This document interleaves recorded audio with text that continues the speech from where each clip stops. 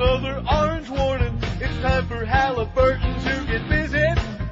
Out of patience, out of time, let's get those oil fields online. If humans have to die, well, that's a pity. Unbelievable. We're marching in, walking tall, like John Wayne with big balls. Kill anyone who dares get in our way. Don't give a crap who it is, from women down to little kids.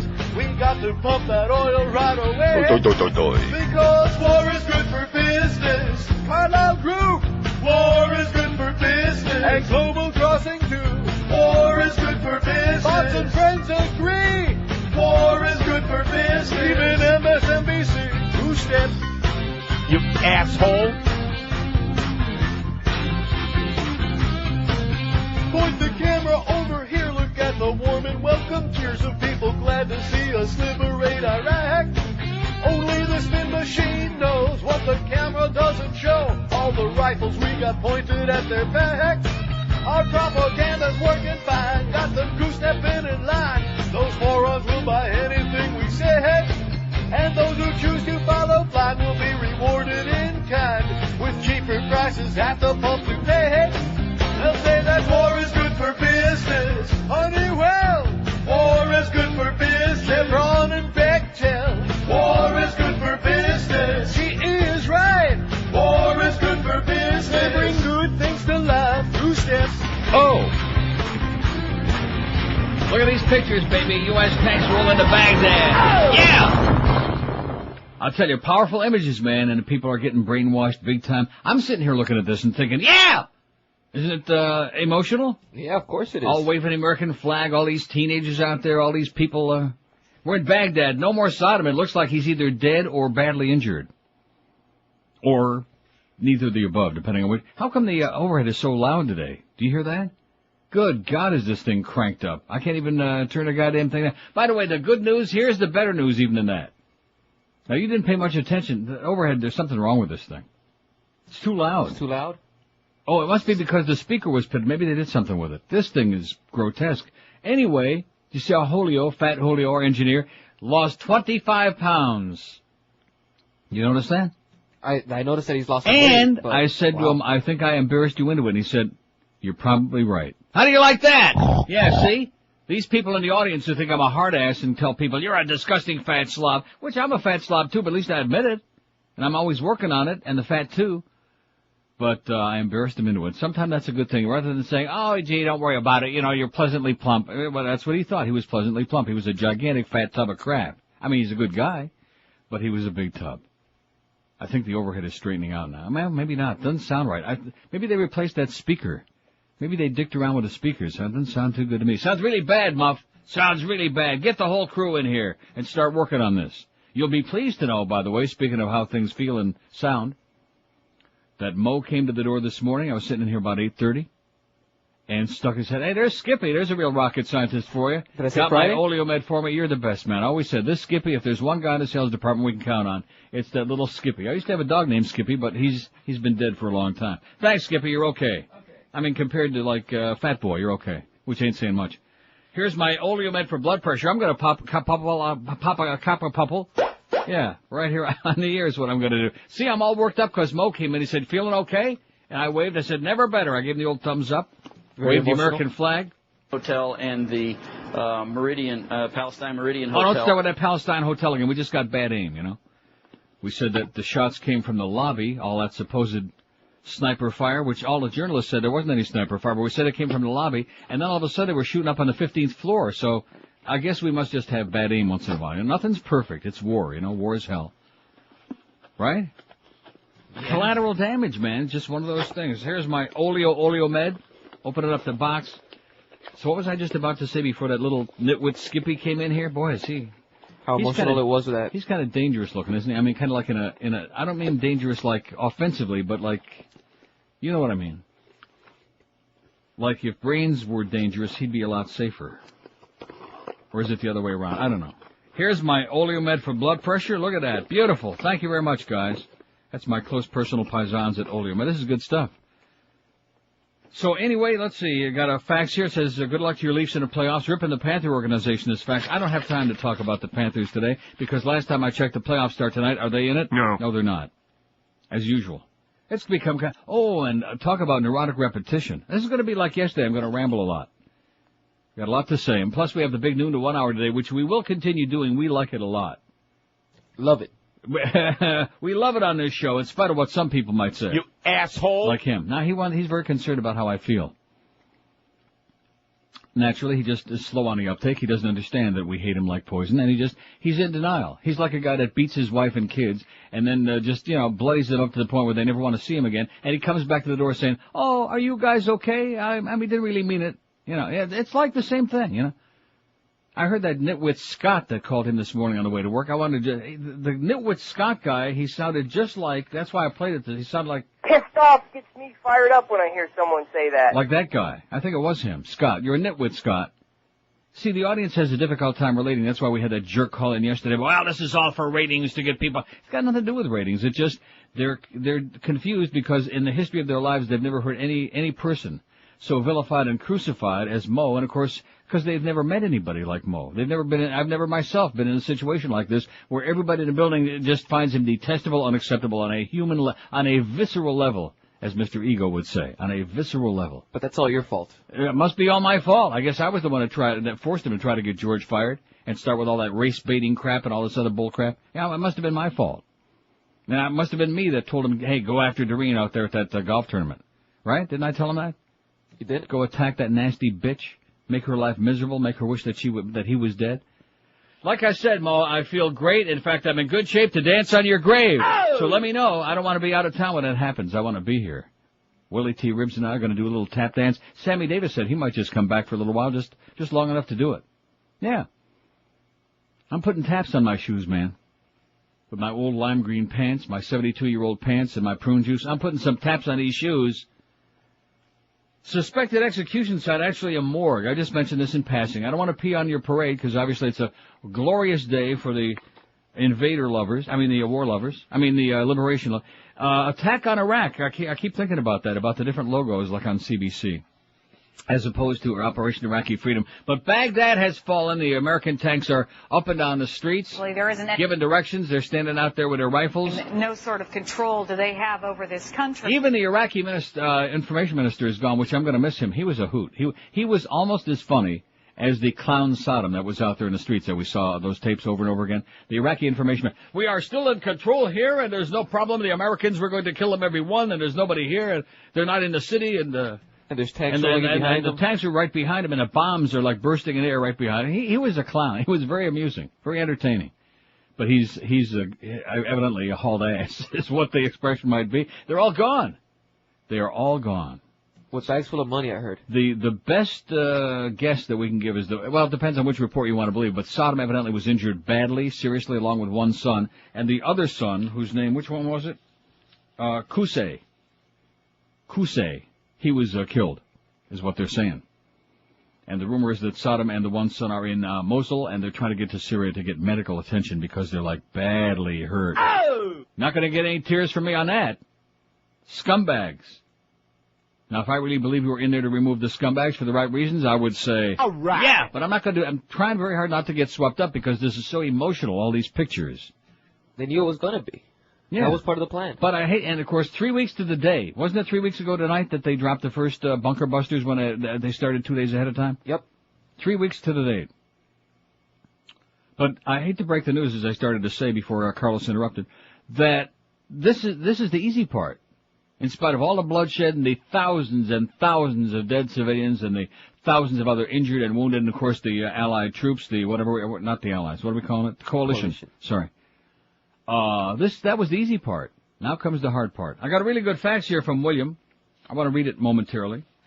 Oh, did I mention the thing about the suspected execution site actually a morgue? I'll get to that. Lots of good stuff. We got the poll result from yesterday. We got a great new poll. We got the noon to 1 comedy bits hour. Life is sweet, baby. WQAM.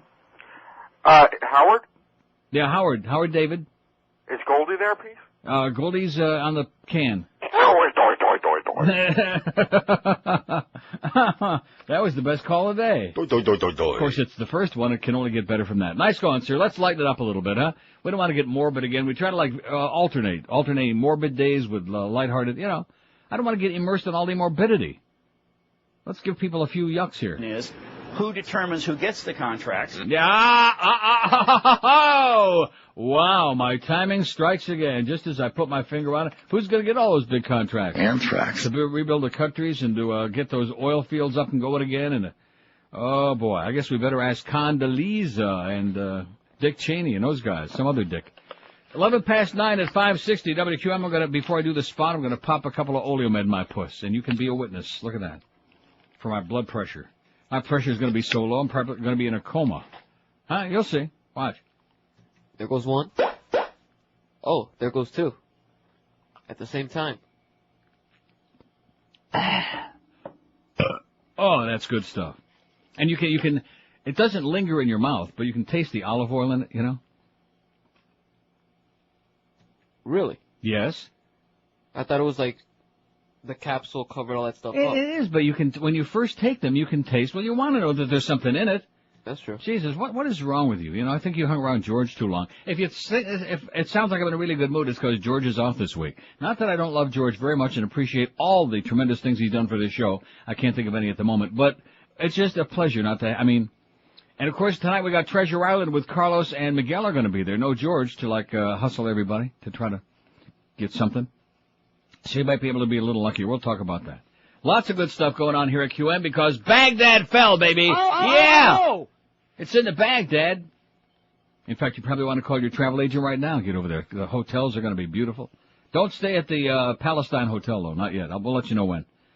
How many times have you heard an opportunity and you didn't act? You didn't reach out and just grab it. You missed out. Right now is one of those times. Rarely does an opportunity interrupt you, but this one should. Interest rates have gone down even lower. Financial Group was offering an interest rate of 3.45%, then lowered it to 2.95%. Now rates have gone down even lower, believe it or not. Unbelievable. I agree. 2.45% financing with Financial Group. Let me say it again. 2.45%. Call Financial Group toll-free at 1-800-940-LEND. How long will these low interest rates last? Who the hell knows, but probably not very long. It's a window of opportunity, so hop right through it with Financial Group and get an incredible low rate of just 2.45% and save yourself a Schmidt load of cash. Call Financial Group toll-free at 1-800-940-LEND. And let me tell you what 2.45% financing will do to those monthly payments. If you have a $200,000 loan, you pay only $786 a month. If you have a $100,000 loan, you pay only $393 a month. Chump change. So do it now. Call Financial Group, 1-800-940-LEND. That's 1-800-940-LEND. They're an equal housing lender. Credit restrictions do apply. Rates are subject to change without notice. 5.34 APR. Live and local. This is 560. The radio's all yours now. QAM. Other train monkey. If you watch only one reality show this season, you'll want to watch the show where the kids finally get into the action. Tonight on Fox, the premiere of Touched by an American Idol. Young boys from all over the country will compete for the affection and fortune of American icon Michael Jackson. That's a beautiful thing. Touched by an American Idol. What's it doing now? This is called growing and changing. It's reality TV like no other, and you get to vote on who gets to sleep in Michael's bed. Honestly. Touched by an American Idol. Tuesday nights at 10 on Fox. What's wrong with sharing a love? But I don't want to share. Oh, here's an interesting fact. Dear Neil, Arab Satellite TV is showing cheering crowds in Baghdad greeting U.S. Marines as other crowds gleefully loot Iraqi government buildings. American TV showing jubilant Kurdish demonstrators in northern Iraq as the mercenary Fedayeen are being killed by the thousands. British TV journalists have taken us through an Iraqi secret police station in Basra as locals tell of years of torture of men, women, and even children in the depths of the building.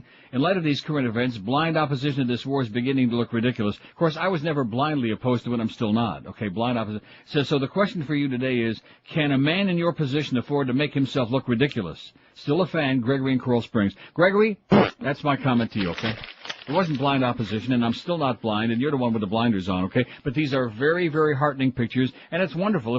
If you really believe that we're going to go around the world because we're so benevolent and free all of the oppressed peoples of the world, then I got some wonderful swampland in the Glades, man. I'll sell you real cheap, okay? Gregory? Nobody ever criticized the ends, just the means. Are you starting in again? Carlos is starting in again, okay? Can't help it. In addition to which, I did criticize the ends because the ends is going to be a U.S. puppet government. In fact, that's what the big argument is now, which are not the visions that you see on your screen, although they did talk about it at length last night. between the Brits and the UN and the Americans. And, of course, Bush is saying, the UN ain't going to, of course, yesterday he said the right thing in Ireland because because Tony Blair was standing right there. You didn't want him to slap him in the puss. That's right. You don't want Tony to butch up for just a moment and reach over and just slap him on the side of the head. Of course, if you reached over and you slapped Mo on the side of the head, I'd like to see that. I'd like to see that piece just go flying right off. Man, that would be a hoot. So anyway, thanks very much for your caustic, I'm glad you're still listening, okay, Gregory? But, here's a fact that disagrees also, but is at least a little more tolerant of opposing views. It says, Neil, although I agree with you 99% of the time, and to prove that I'm currently reading Stupid White Men, did not vote for any Bush and would have paid for aliens one-way ticket home, and even though we do not agree on the war, I respect your opinion and your inalienable right to voice the same, and maybe for the moment you may feel the same. What? One thing about this war is that either you're for it or against it. Now, there's some people like on the fence, and especially now, they're like, well, I don't know. These pictures are pretty awesome.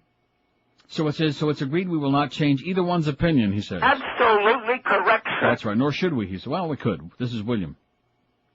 He says, to that end, I'd like to give you an alternative point of view regarding the war. I don't know how much of a threat Saddam Hussein is or potentially could have been to the U.S. in the past or may have been in the future, and that we may never know. I can't believe that Hussein has any regard for American life when we know he has no regard for the lives of his own citizens. My hope is that if this war accomplishes one thing, and one thing only, that is to give any other rogue nation second thoughts when considering a terrorist attack on our country and the consequences of an attack, then I'll consider the innocent lives lost not to have been in vain.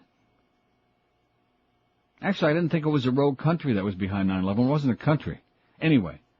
Do I believe we're using Iraq and our superior fighting power over to make our point? Yes, but if we do nothing, doesn't that leave us open for future terrorism? I would hate to find out later that we should have been a bit more proactive. We lost 3,000 innocent lives on 9/11. Those folks had no warning. At least the civilians in Baghdad knew we were coming to get out on time.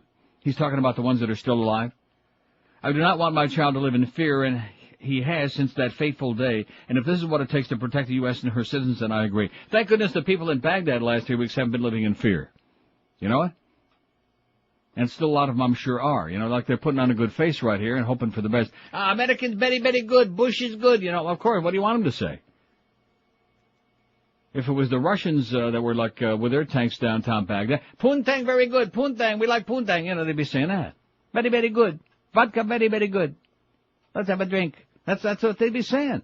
So anyway, thank you, William, for at least being a reasonably, you're obviously an intelligent guy and you're entitled to your opinion, but I think that it's a real stretch to rationalize all of the bloodshed and the crap that's going on. All the lies, too, by the way, the unbelievable propaganda.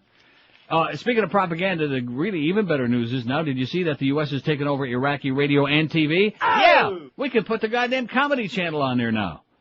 Right? We can put Fox News on there for Fox News, baby. All spin, all day. So did he use those weapons of mass destruction? What weapons? Oh, I'm sorry.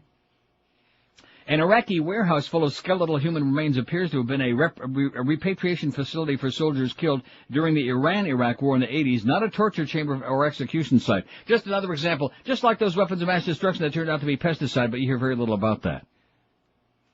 On the weekend, British troops engaged in a security sweep of an abandoned military camp on the outskirts of Zubair, southern Iraq, found a makeshift morgue filled with 664 wooden coffins and the remains of up to 408 people. And, of course, the media were hyperventilating. Oh, look at this! Not to say that he didn't torture and kill a lot of people, because we know that he did, just like Castro has done. Oh, I'm sorry. They initially thought they discovered a secret Iraqi execution site. A nearby courtyard had what appeared to be a custom-built shooting gallery and an office containing what the British officer said were cells with meat hooks in the ceilings and catalogs filled with photographs of people who had been shot in the head or badly mutilated. But after preliminary investigations, a special U.S. military war crimes documentation unit said the bodies may be those of soldiers killed in the Iran-Iraq war. Forensic scientists examined some of the bodies and determined the injuries were all war-related. Chief Warrant Officer Dan Walters, leader of the Task Force Criminal Investigation Division, said the remains in some of the documents suggest Iraqi officials had been preparing to exchange the bodies with Iran. Up to 1 million people died in the Iran-Iraq War of the 1980 to 88, in which, of course, Saddam was our good, close personal friend, and we gave him all of our tangible support, including all the weapons and weapons of mass destruction he needed. The two countries are still trying to account for tens of thousands of soldiers who have been listed as missing. Walter said the documents found at the site list all dead people in the facility by name, rank, and nationality. Some of the bags of human remains examined by U.S. and British investigators also contained personal effects like wallets, uniforms, and ID tags. So it had nothing to do with being a torture chamber. I just mentioned that in passing. As part of the propaganda campaign there, just dazzled the masses out there. Oh, did you see that? He was a bad guy. No kidding. Here's another great piece of stuff from the Sun Sentinel Day, letter to the editor, from Herman M. Zeidman, Pompano Beach. Well, now Herman may be under the age of 100, but I don't know. People who write letters to the editor generally turn out to be over the age of 100. Herman says, biased headline. Pissed off at the Sun Sentinel is Herman. He says, your March 22nd headline at Baghdad Marketplace, Carnage, gives the wrong impression. Isn't there a war going on? It should read, 4 American servicemen killed by suicide bomber. Whose side are you on?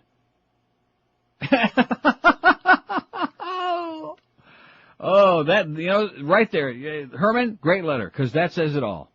That says it all. From the America Firsters, from the people. You just dummy up, okay? You have no right to say those things. You're aiding and abetting the enemy. Right.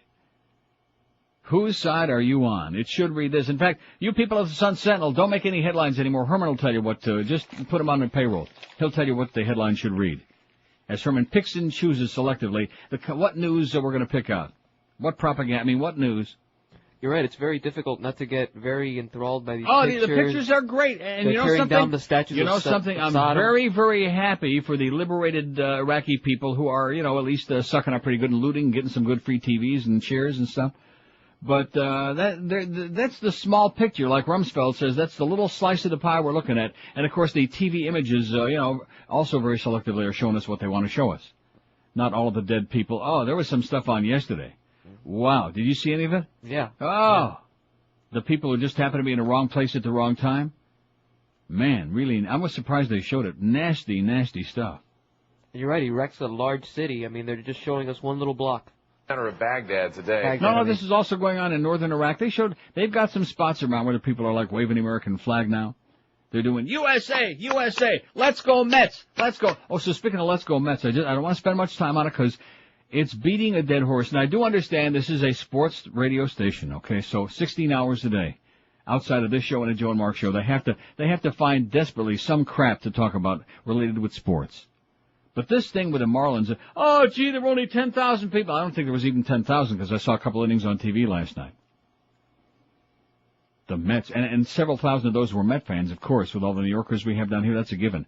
So nobody showed up. What else is new? You're beating a dead horse. Don't you understand it? I'm thinking the SPCA ought to start checking this place out. You're beating a dead horse. They don't care. They didn't care before, and they're not going to care anymore, okay? They dissembled. They've been screwed over. In the beginning, they didn't care.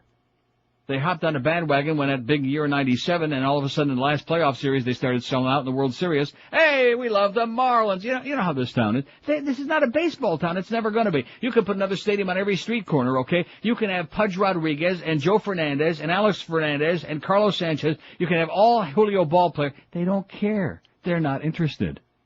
Don't buy. And the weather must have been the reason yesterday, right? Beautiful evening. Perfect. Just fantastic. They don't care. But they keep beating it and flagellating it. You talk about boring, so I'm not going to refer to it again. Just mention that in passing. Because like I said, I have lots and lots of business to take care of. WQAM. Oh, God, Mo, baby. Don't start with the Mo-Meister, okay? He's my good buddy now. He's concerned about my health and welfare. Right. I think his Alzheimer's kicking in. I really do. I think the weight of that muskrat on his head is starting to affect what used to be his brain. Don't you understand him? Oh, we hate you. You're in denial. We hate you. Hank hates you. Mad Dog won't say it on the air, but he hates you.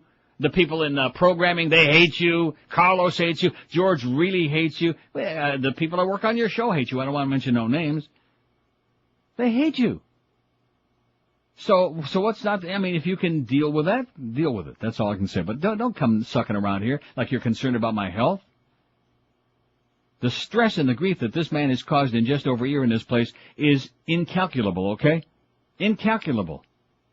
You couldn't put a measuring stick on it. So just stick it, Mo. Anyway, the poll yesterday, who or what do you fear the most? We had 1,439 votes, Carlos. Pretty impressive. Beaner boy. Religious fanatics, 474. George W. Bush, 343. Loss of freedoms, 182. Terrorist, 156. Mo Howard David did 91.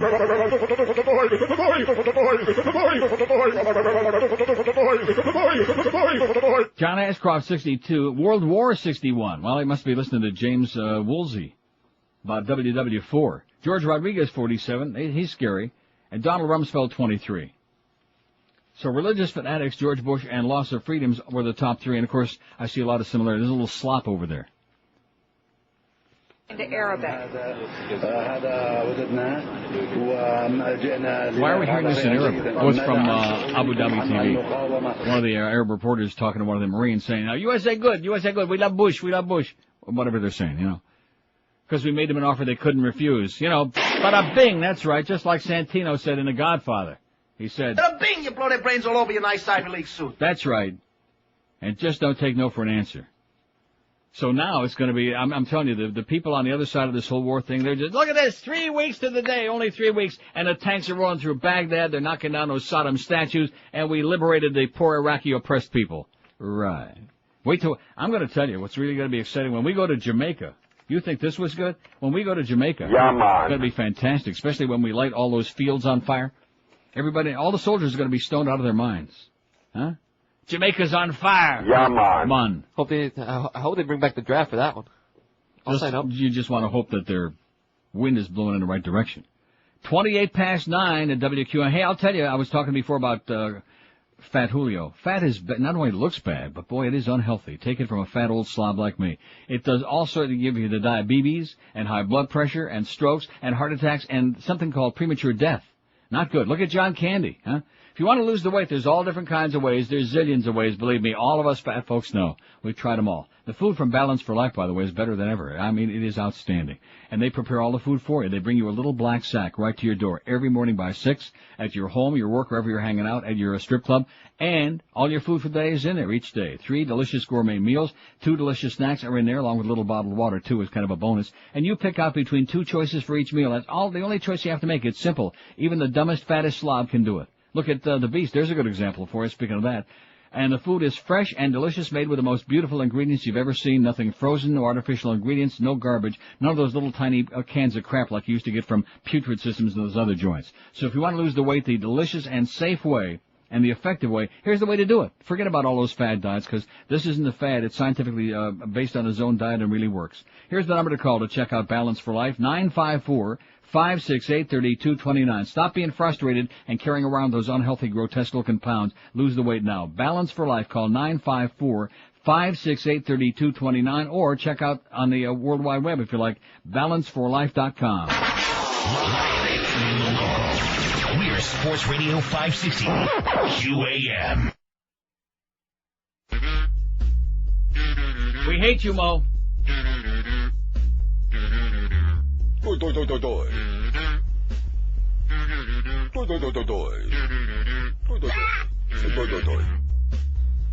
I am Mo Howard, David, decrepit and I'm ancient. All over my old face are blue and reddish purple veins. I don't know why they hate me, or why they always rate me. It must be cause I got these blue and reddish purple veins. A vein mark on my arm, like a Rand McNally map of Lackawanna. I got veins on my nose, and nobody knows that under my clothes I wear pantyhose. But that don't mean that I'm gay. If you think my arms are bad, you ought to see my legs. I might as well keep them smooth and shaved to show a little class the next time I'm raping it. I could go to a surgeon, but that gives me the shivers. I would not want to walk out looking like Joan Rivers. Where am I here? I fired the Beast, the fat little freak. I did him a favor. Now he can't afford to eat.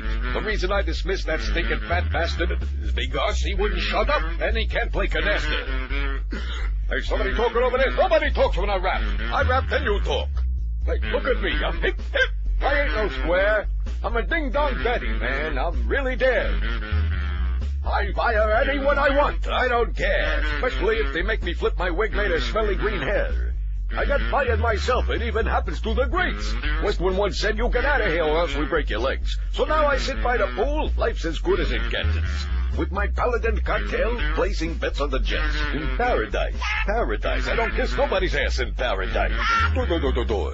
I'll be shoving down the school kids when I get the chance, but the cleaners aren't ready with my lime green pants. How long does it take? Kelly, call a complaint. It was just a little thought, so what, I left this stain. You think that's funny? Want a knuckle sandwich, buddy? I can do what I want, because the management loves me. Gonna tell you something, Mo? Something you ought to know. For the longest time, I wanted you to be my hoe. You ain't my type, pal. Now answer straight. Tell Mel.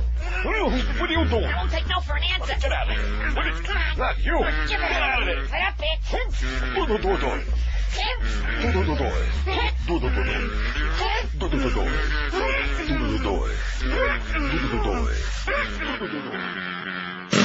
$9:34 at 560 WQAM. Here's today's poll. Let's get this stuff out there. I feel like we're rushed, with that noon to one comedy bit. So we might have to Schmidt can that.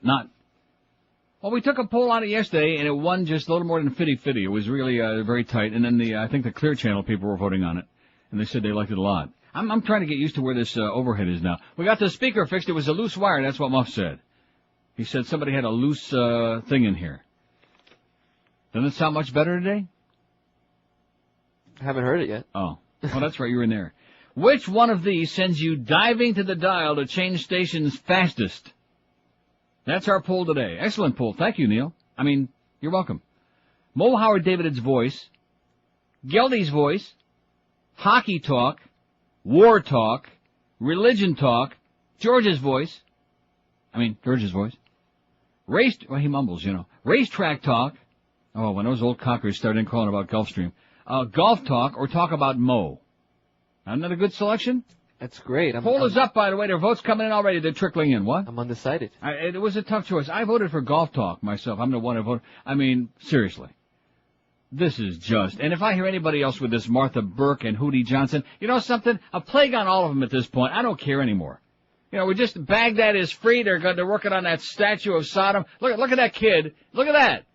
There's a kid here that got a noose around the neck of the statue, and there's this teenage kid who's standing at the base trying to figure out how they're going to yank the statue down.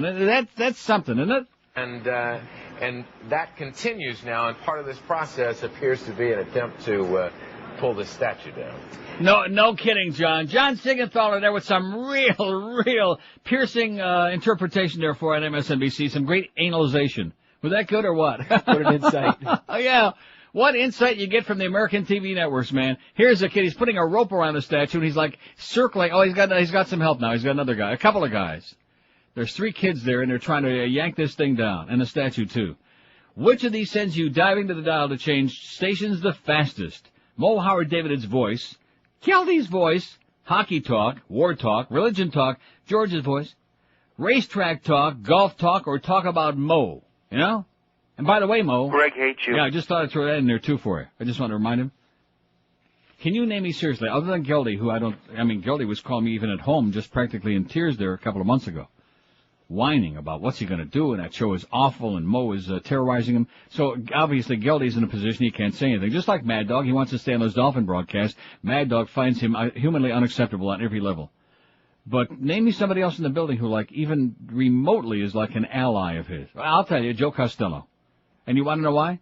Why? First of all, they have to see each other, the crossover, because they work in the same studio. So at 6 every morning, there's that crossover they do. In addition to which, Joe's a wuss, No, I love Joe Costello. He's a good guy, but he's a pussy, he can't help himself. Anything to be non-confrontational. Exactly. He's see, Joe, if you're going to be in this business, I don't want to tell you how to do your show, Joe, because you're a good guy, but be a little bit more outspoken and not so namby-pamby, about, people who attack senior citizens, I don't go for that. Well, fine, okay? Just sit there and talk about what a lovely day it is and the birds are singing and, dropping a little load on your car, and that's it. Sports, motor talk, motorsports, I didn't even put it on there, but all out of deference to Joe, because he'd get upset. We don't want to get him all bent out of shape. But quit being such a pussy, okay, Joe? Even if he came in here and argued, because he is a hard ass, that's the funny thing about it. Off the air, he's a real hard ass. Which he and his lovely wife, the two of them, can you just even imagine the confrontations in that house? My God.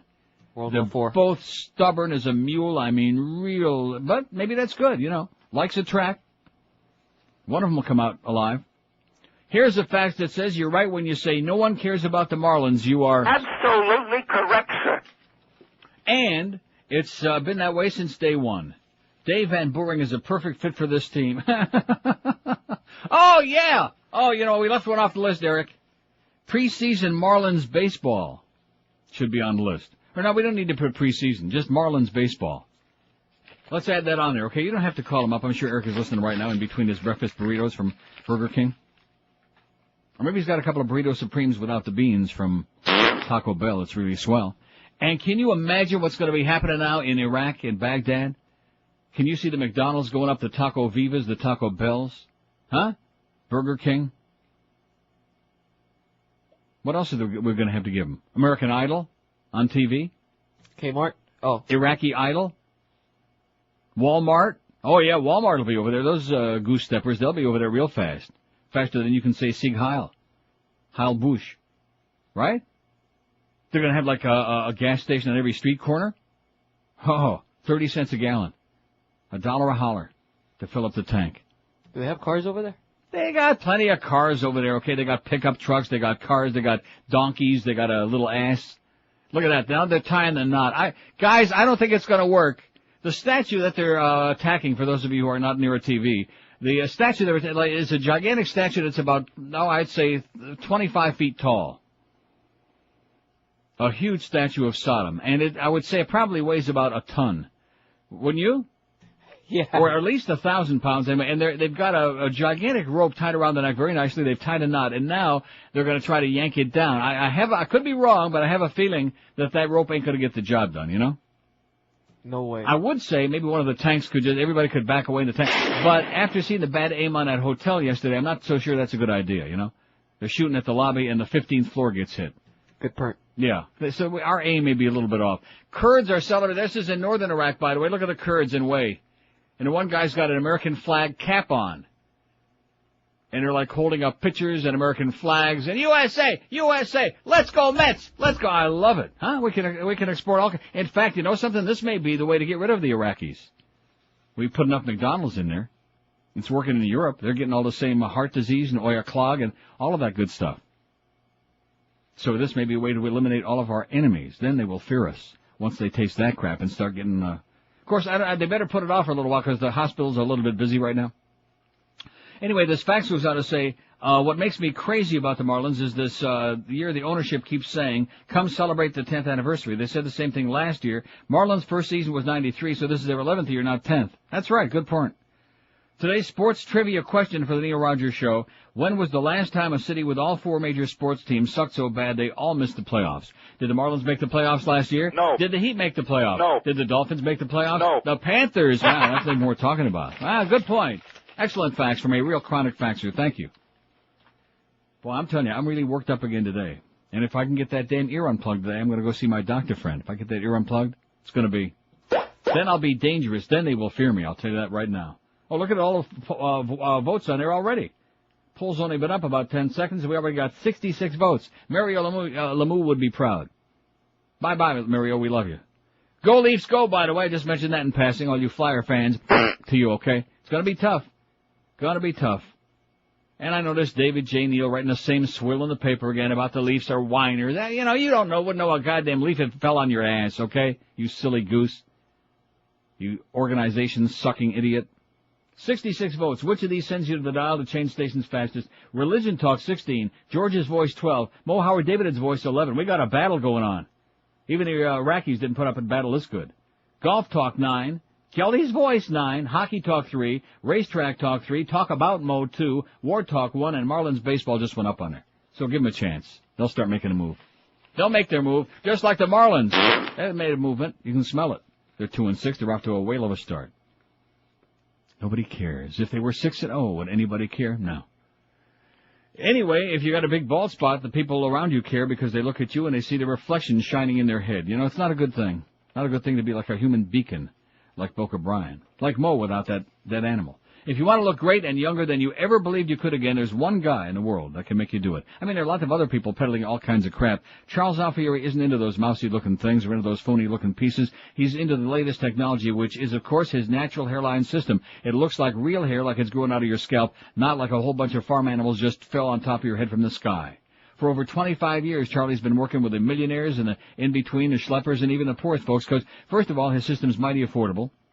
And secondly, no matter how much cash you got, nowhere can you go and get a better, more natural-looking system than his natural hairline deal. And, of course, nothing to lose except the ugly bald spot, because everybody who goes there gets Charlie's 30-day guarantee. If you don't love the way it looks and feels, Charlie will give you a full refund, so you have nothing to lose but that big reflection on your head. And when you mention Neil Rogers, when you call Charles Alfieri, they give you an extra $200 off the regular price. So do it now and look better and younger, like a mensch, like a real guy, than you ever dreamed you could do again. Call toll-free, set up an appointment, 1-800-321-2413. 1-800-321-2413, or get more information on their world-famous website at charlesalfieri.com. Live and local. This is Sports Radio 560 QAM.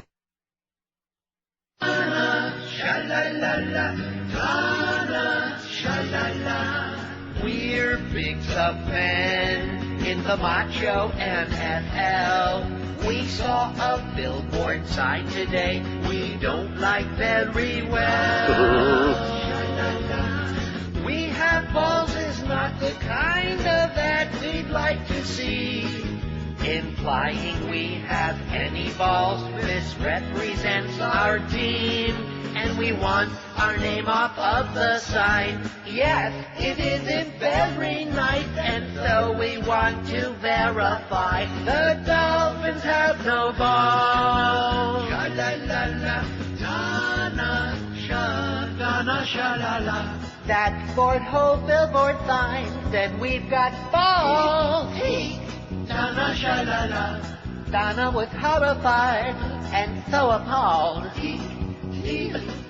Oh, many lifeless hurricane fans will now be checking inside their pants. Do I have to? Or am I smooth? Take down that sign, they're lying. Dolphins don't have any balls. The hurricane's f***ing blow. That's why they slap each other's cheeks. No balls on our team. Woo. Oh, wait till you hear this. Over in Davie, there's quite a contretemps going on. Eddie Jones made Rimmer take down that sign in front of his house, the one that said Rimmer's Balls, $1 a holler, or whatever the hell it said. Very upset about that. 9:48, 12 minutes till 10 at 560 WQM. We got the Mad Dog from the Masters in Augusta. Golf talk starting at 1 o'clock, but he can make it interesting. Mad Dog can make anything interesting, you know? He really can. He's got away with it. He hates Mo. 3 o'clock, we got Hank Goldberg back in the studio. Oh! Maybe the Humper will come in early today. I can see if he lost an ounce or two, huh? I haven't seen him in a long time, the Humper. I want to make sure. And I can also tell him that he's full of crap about overtime in hockey. You just, I mean, I love you, Hank, but don't talk about hockey. You don't know anything about it. Overtime in hockey is sensational, especially, of course, in the playoffs when we play the full, 20-minute periods. But that's beside the point. Hank, 3 to 6:30. 6:30, it's Marlins on deck. Rhymes with Drek.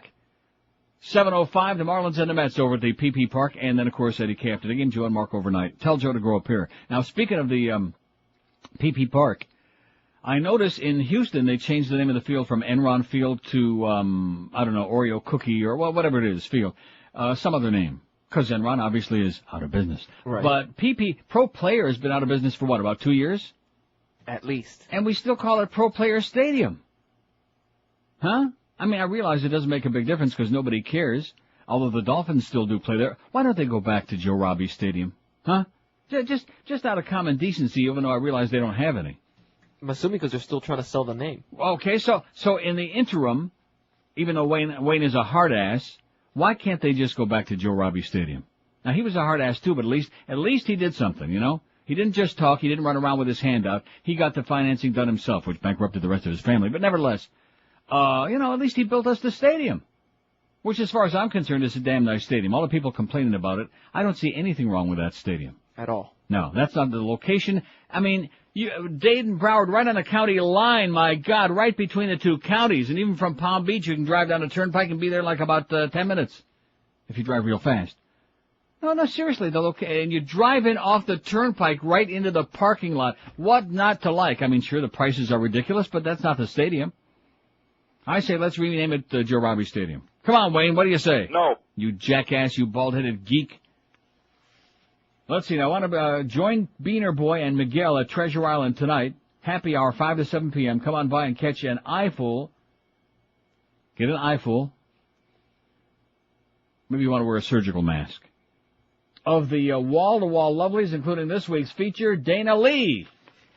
Carlos is going to be over there pawing away, trying to get a little touch, a little feel, a little squeeze. Trying my best. And, of course, the good news is Georgian's not here this week, so he might actually get close. I'm sure that's what he does over there. I'm sure he's like, rolling around hoping to run into somebody. Running interference. No, I'm not talking about that. Just to get a little feel. I heard he was rolling around with Fat Boy a couple of weeks ago. Ugly sight. A grotesque sight. Okay, 5670560. How's that poll coming out? The new poll. It's a good one, as usual. Which of these sends you diving to the dial to change stations the fastest? I sure hope our very astute programming department is checking this out. Religion Talk 24. See, that's George again. He's always on there with his militant anti-religion, okay? I'll tell you someday he's going to have to face the Lord to meet his maker. To meet Marvin Maker at Monticello Raceway. George's voice 21. See, that's all George stuff there. God, he's killing this show. Mo Howard David is voice 20. So those three each have over 20. You know, the disease in this room is back again. I think, you notice Duff was just in here? I think he dropped some pellets on the way out. Either that or he's dating a rabbit. Duff droppings. Yeah, Duff droppings, they look like rabbit droppings to me. Turn it off on here. Golf Talk 17, that's moving up the list fast. Oh, is that coma-inducing or what?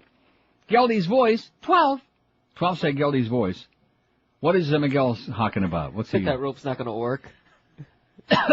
Tell us something we don't know, okay? But the good news is, and at least they better tell those poor kids to get off the goddamn statue. Because on the base of the monument there, they're like banging away with sledgehammers and all kinds of crap. And so that thing is going to come tumbling down any second. In the meantime, they're going to be more collateral damage, I'm afraid. There's all these kids that are up there mounting the statue. They're mounting Sodom.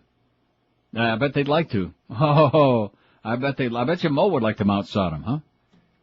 Start getting even with the rest of the human race. Everybody else has been doing Mo. Maybe he can start doing Sodom, or at least the statue anyway. He can hop on it. So they got the rope tied around Sodom's neck. I don't think, kids, it's going to work too well. But why don't they show the bottom again, you assholes? Who's the? Oh, this is coming from the Arab networks.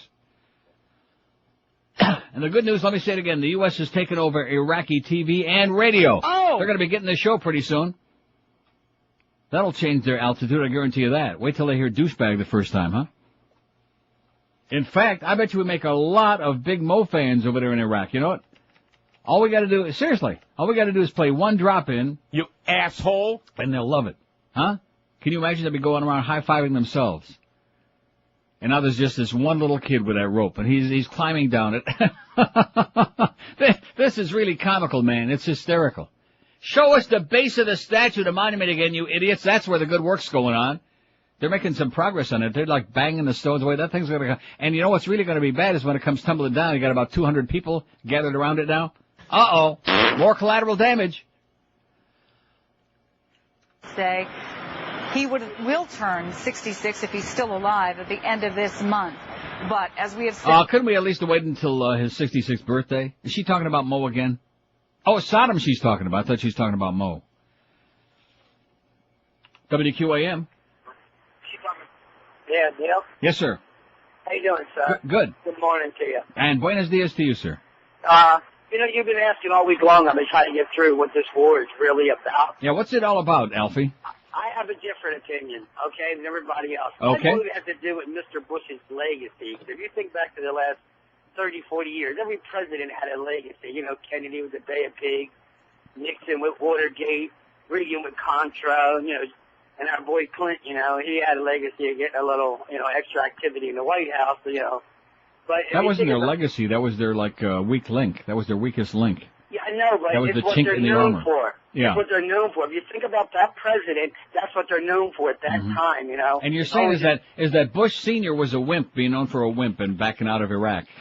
Right. Right. And you hear on CNN they just renamed Baghdad? It's called Busch Gardens now. I love it. Okay, thanks a lot, man. He was pretty weak until he got to that. That was excellent. Busch Gardens West. Let's see, 16 Iraqis die trying to knock down statue story in 30 minutes. That's bad. Somebody faxes me that. That's really bad. Plus, it's going to be a lot more 16 if that thing... No, seriously, they're like working on it. They got at least 200 people pounding and banging at one poor... Would somebody else give him some help? Maybe in 30 days. He must have like the only sledgehammer in town because he's just banging away on that thing. Banging. Between a statue and a monument, it's got to weigh a ton. Got to, minimum. Because that's heavy-duty stuff, you know. I say more than that. They spared no expense in building all of that crap with that oil money, you know. Just banging and pounding. And the poor kids with a rope. You know, what am I going to say? You got to laugh. It's comical. I mean, they mean well. They're giving it their best shot, but I don't think you're going to be able to yank him down with a rope. What they would like to do is get the real Saddam, like Mussolini, and hang his ass upside down in the middle of town, like they did with Mussolini. Remember, do you ever see those pictures? Those were the best. That was great. Of course, they were already dead, but I mean, they hung the bodies of him and his lady friend, Mussolini. Anyway, here's a fact that says, extending the war into Iraq would have incurred incalculable human and political cost. We would have been forced to occupy Baghdad and, in effect, rule Iraq. The coalition would instantly have collapsed, and the Arabs deserting in anger and other allies pulling out as well. Exceeding the UN's mandate would have destroyed the precedent of international response to aggression we hope to establish. Had we gone the invasion route, the U.S. could still be an occupying power in a bitterly hostile land. That's a direct quote from George Bush Sr. and Brent Scowcroft in Time magazine 1998, why we didn't remove Saddam. How do you like that? I just mentioned that in passing. Okay? Since the guy brought it up about Papa Bush. Papa Bush and Mama Lapinga. 5670560, pound 560. Oh, here's a good PR Ralph says, Baghdad is free. Oh! Yeah! So Jeff from Pizza Loft just sent a plane with a banner. Look for his brand new store soon. Also new crystals, plus a new ball team and a steak and shake in a Royal Castle. I'm telling you, we'll clog their arteries by the middle of June. Huh? Just imagine all the good things we can export over there now. All the great American businesses, huh? The dollar signs are just flashing in my... What am I missing? I think they got some help now. That looks like a tank that came in there to... I don't know what's going to help them out. Oh, yeah, we got to be... The tank is either going to help them take the statue down or something else. Well, we got bad aim. We're not trying to get them, but we got bad aim lately. They're handing out free passes for the Paradise Hotel. Or is it the... Oh, look at it. Now, what's the tank doing? But Iraqis who are still willing to fight, there was a lot of them out there. We still need to get up to Tikrit, other parts of the country. So cautious optimism is the way I would describe it. Oh, my God, 10 a.m., Vice President Cheney's going to speak. We'll be listening to some of that, okay? Woo! 9:58 at 560 WQM. I just popped a couple of Oleomed in my puss, and look how great I look and sound right now. Well, at least sound, anyway. I look like me, not too good. Oleomed is a great product, though, for you, and it really works. Oleomed soft gels contain pharmaceutical-grade olive oil, the best anywhere, not just plain ordinary pedestrian mealy-mouthed olive oil. It's super concentrated, loaded with health benefits for you. Oleomed every day can help reduce the risk of heart disease and high cholesterol. Plus, there are 14 different Oleomed formulas from which to choose, or to choose from, however you say it. Each one combining the best olive oil you'll find with vitamins, minerals, and herbals to support specific needs, from bones to your blood pressure. That's what I'm taking for my blood pressure, to your immune system. Just pick out the formulas that are right for you and what you'll be needing. Now there are 3 new Oleomed formulas, one to help you sleep, one to help you control your weight, and Cell Q10, so important for your heart. Pick up some Oleomed today at Publix, Eckerd's, Walgreens, Whole Food Markets, Navarro, Sedano's, or order it online at oleomedamerica.com. If you want to get more info, call them toll-free, 1-866-OLEOMED. That's 1-866-653-6633. You take enough of it, you can be just as healthy as I am, or even Mo. Get some Oleomed today and start popping it in your puss. Live and local. We're Sports Radio 560 QAM. Paracuba. This old man, Dick Cheney, he had angioplasty, had a heart attack, paddle whack, got him a pulse tone. Next time he's not coming home. Hey, kids, did you like that? Well, let's do another one, this time with the president's name. This nitwit, his name's Bush. He's a hemorrhoid in the tush. He picked a guy who would die so he'd be alone. There's nothing in his empty dome. And we know our military, not just for the power of its weapons, but by the character of the men and women who serve. Since the war, our forces have conducted themselves with all of the skill and integrity that President Bush and the American people expected of them.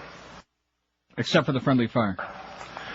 Operations continue all across Iraq, securing cities. Except for the bad aim on a hotel. Delivering tons of humanitarian aid. In downtown Baghdad this morning, we're seeing evidence of the collapse of any central regime authority. And the statue, too. Don't forget about that, Dick. So anyway, Greg Reed just comes rushing in here breathlessly and says to me, you know how many people are going to die if that statue comes tumbling down real quick? And I said, how many, Greg? And he said, about 30, man. He is obsessed with that. He is really a sick puppy, I'll tell you. He also said he does hate Mo. Here's the facts from Josh in Chicago, who says, let me start by being I'm not going to leave that Cheney stuff on. Oh, my God. Talk about an evil doer. He is evil, baby. He is evil incarnate. Truth cannot come from that man. Yeah, the truth will set you free, Dick. Can you give it to us? No. The truth either. Josh in Chicago faxes and says, let me start by being a little nostalgic. I've been a listener for over 10 years. Neither time zones nor distance can stop me from listening to somebody tell it like it is. I was thinking yesterday about the best moments in recent memory on your show. Here's my list.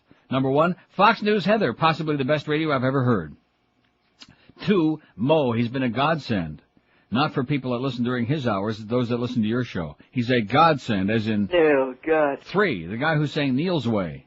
Normally I imagine you'd have dumped the call, but it was so spontaneous that it worked. I kept thinking he was finished, but he kept singing and singing. It was awesome. 4, your first day at QAM. That no-compete stuff sucks. And 5, every time you come back from vacation.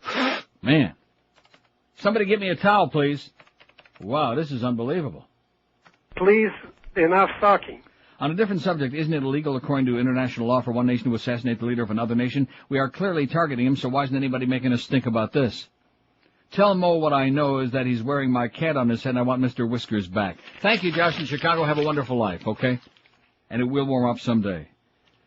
Here's one that says, give them a damn grenade already, the hammer won't do it. The hammer won't do it. He's busy, okay? He's busy making bets now. He's busy collecting from his bookie. How is that? Oh, they're not showing that anymore. There it is. Our air-to-ground fighters could guide it. Not Cheney. I don't want to hear Cheney. I want to hear the play-by-play on the Saddam statue coming out in Baghdad. Damn it. Oh, look, now they're kicking pictures of Saddam, ripping up the cardboard. Of the target. Confirm I keep putting him on because I'm expecting somebody going to be from there telling us what's going on. And we keep hearing this sad, tragic old man with the gimpy heart. Ripping up pictures of Saddam, and there's the photographers taking a picture. There's a little photo op for him. Rip it up, baby. Stomp on it. Kick that mother scratcher, okay? And by the way, he's dead, we think. And if not, who cares? And let me say it again in case you missed it. The Iraqi information minister, who was even better, he did a better stand-up act than George Carlin. He's disappeared. He vamoosed with a sack of cash, probably, with a bunch of dinars. In fact, probably Rimmer hopes he'll buy him a few dinars. You think? Maybe. He hopes anybody buys him a few dinars. So anyway, there they are, and they're celebrating and they're having a great time. And Liberty para Iraq. Now let's hear Jesse say it. Liberty para Iraq. Which, on the one hand, I understand this is the moment that the Hawks have waited for. Oh, look what a great job we did. Okay, so there's thousands of dead people and about 100 dead Americans, at least that they're admitting so far, and a whole bunch of Brits that were dead, most of which we killed them. But that's okay, because that's the price you have to pay for Liberty para Iraq. There's going to be an Exxon station on every corner. There'll be a BP Amoco right across the street. Exxon kitty corner to that. There'll be a Baptist church on every other corner. No Catholic church. They don't want no part of them. Sorry, you lose, Papa. That'll teach you to be against the war. That's right. They're going to go over there and Christianize those heathen bastards. No more of this Muslim stuff. You watch. By the end of this month, all the 1 billion Muslims on the face of the earth are going to be wearing little Jesus. They're going to have like a cross on their dashboard. They are. They're going to have a little Jesus, a little Virgin Mary thing. Oh, I'm sorry, that's the Catholics again. 567-0560, pound 560. The statue's still standing. They've whacked away at the base of that baby pretty good. They've done some heavy-duty damage, but it's got to weigh about, what I say, about 25 tons. Get one of those tanks. They tried to commandeer one of our tanks there. So just loan it to us for a while. Are they doing it? Humanitarian crisis. Huh? Yep, there it goes. There goes what? A tank going for the statue. Is it really? Yeah. Well, no, that's earlier. See, you don't understand. Where are you? Why am I listening to you? The inset. What channel are you watching? CNN. Oh, I'm not watching CNN. It's going to hit it. Here comes the tank, and the tank is going after the statue. Like I said, MSNBC sucks. Exactly how it's going to knock it over, or what exactly it's going to do. This is great. This is a lot more fun than watching the Marlins. Go to the tank and attempt to pull the statue of Saddam over.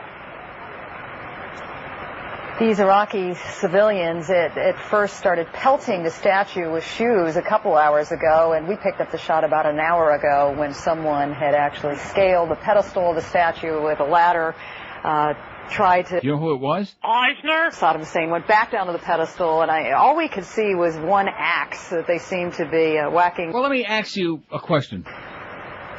Exactly. It's a very large statue, and doing it that way would take a long time.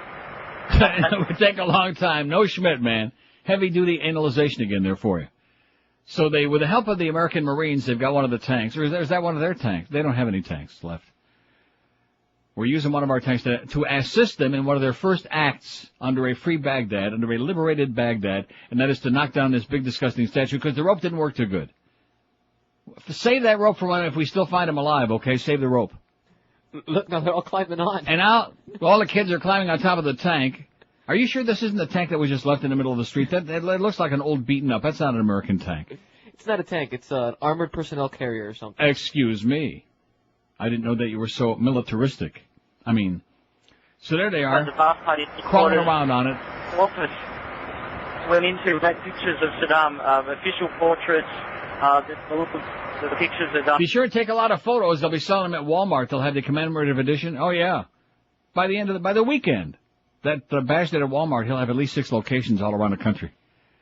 Here's a fax from Tom. Says the Iraqis look happy. Wait till they start working 16 hours a day in sweatshops. Come on, Tom. Hop on the bandwagon, baby. Libertad, USA, USA. Ileana Ross-Leighton for Chief Jackass. P.S. Were you on aspirin therapy when you had that mini stroke? No. I was taking a baby aspirin. What does that mean? No, I just, I don't know. I was fat. I was fat and sitting on my ass every day doing no exercise. I don't want to rehash all of that. It was a pulmonary embolism, very similar to what David Bloom died from. And what a tragedy that was. Just like the tragedy of all these lost lives. All these children, they showed pictures yesterday. Finally, after 3 weeks, they showed all of these gruesome pictures that made you want to cry. But, hey, see now, again, it's all the images. If we only would have had TV during, at least the live coverage during Vietnam. If we would have had satellite technology. Instead of listening to all the propaganda and the lies that they told us. Just like we heard the lies about that Patriot missile on behalf of the Raytheon Company from Normie Schwarzkopf. He would never lie, would he? Yeah. He sure did. That's what Moshe Aaron said. And Moshe Aaron's, nobody named Moshe ever lies. Well, unless they're trying to sell you something. 567-0560, pound 560 on the... We will interrupt commercials, all programming as soon as the statue topples, okay? Because this is one of the highlights of our life, is watching that side. Not that it's a big deal, but it's the symbolic value, right? Of the statue, like, going down. Now we got somebody again. Is he climbing the rope or is he coming back down? He's coming back down. He went up to put, why don't they get somebody, like in Vegas, I'm getting tongue-tied. You've seen that, haven't you, when they blow up all the old casinos? You've never seen that? Yeah, on the Travel Channel? They show that about 10 times a day. They set up all the bombs. Yeah, they set up all the charges. The charges, thank you. I'm getting tongue-tied because I'm so excited that we finally have liberated Baghdad. I can't hear you with the mic off. Oops. They sent that guy up to put a chain around them instead of a rope. A chain? A chain. Huh. I don't think that's going to do it either, guys. The thing weighs, what I say, 7,500 pounds. And they're attacking it with it's kind of like the way the Iraqi army defended Baghdad. It's the same kind of, attacking a guerrilla with a BB. Rebozo. It's 11 past 10 at 560 WQAM on a great day, man. Look at this message center. Get desktop audio and video messages. No, thank you. Now don't mess with that. Every time you just mention something to him, Julio, the DirecTV thing ain't work. Just relax. You're gung-ho, that's great, but you're a little over-involved. Just kind of back off. 12 minutes after 10 at 560 WQAM on a great day for the world, baby. We're doing it, man. Baghdad is free. Well, free of them anyway. Now we got more problems. You ever thought about getting a wireless phone? Sure you have. You know how valuable it is to keep in touch with your business associates during the day, as well as being connected with your family at all times. Don't postpone it one more second. Get it done today. Get with it. Just call Wireless City, a T-Mobile authorized dealer. Call them right now, toll-free, at 888-221-8080. And the Wireless City folk will deliver today to your home or business a new wireless phone ready for you to use. Wireless City, a T-Mobile authorized dealer, can offer you service plans perfect for you, like their new $39.99 plan with 600 whenever minutes and unlimited weekends. Call Wireless City now, toll-free at 1-888-221-8080. If you call today, you'll get the new small-size Nokia 3390 with vibrating call alert and hands-free. Just call 1-888-221-8080. Service agreement required. See printed materials or authorized representative at Wireless City for limited and complete details. Wireless City, a T-Mobile authorized dealer. Call 888-221-8080. Live and local. This is Sports Radio 560. QAM. Sir? Now, a message from the Iraqi Tourism Council. Hello, I am Mohammed Sheikh Yudan, and this is my Iraq. Come visit the zoo. Come visit the desert aminos. Lay down on the sand. But do it quick. There are tentative plans for what could be a major renovation. Call your local travel agent, quick, like today, and get there fast, like tomorrow. Because from what we hear, very soon we're going to have a lot of those little pardon our appearance signs hanging up. Well, not really hanging up because I don't know where we're going to put them. We can have anything to hang them on, but they'll be laying all over the ground. Come to Iraq and experience our beautiful hotel where each room comes with the magic fingers bed and free Al Jazeera TV, plus the Yes Network. Bustling theater districts, modern malls, luxury casinos, museums are all certainly a possibility 50 to 60 years down the road, according to our scientists. We're going to hope that fat guy from Qatar comes through with some bling-bling. How about it's Qatar now, huh? My whole life Qatar, now all of a sudden Qatar. It's like Demi Moore. I'm Demi, now all of a sudden I'm Demi. Whatever. Come to Iraq quick, while it's still on the map. The preceding message has been brought to you by the Iraqi Tourism Council. Okay, everybody's backed off to the back of the statue. There's about 16 fine young Iraqi teenagers on top of that that tank. We're getting ready for the big blow, baby. Not yet. Because some little punk kid almost jumped up on there. Well, there's always going to be a little collateral damage during these heroic moments. There's always going to be, a few bodies to be dragged away, but you're looking at the little picture. You got to look at the big picture, okay? The symbolism of this magnificent event. Okay, I think they're getting ready.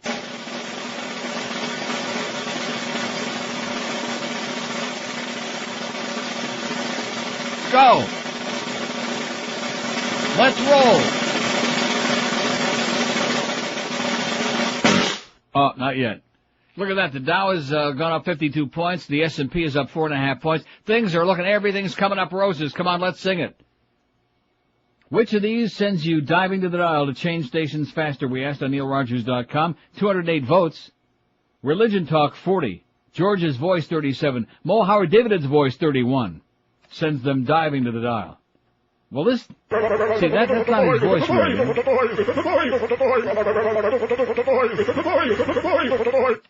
Marlins baseball. Boy, look at that for a late edition. Marlins baseball is all the way up to 28. It's contending. If only the Marlins were contending that well. Golf Talk, 23. Oh, woo! Racetrack Talk, 18. In other words, old cockers from the track. Geldy's Voice, 17. Talk About Mo, 6, War Talk, 5, and Hockey Talk, only 3. How do you like that? Stanley Cup playoffs tonight. Baby, go Leafs, go. That's as much as they can handle. Okay, wait a minute. I think they're getting ready again.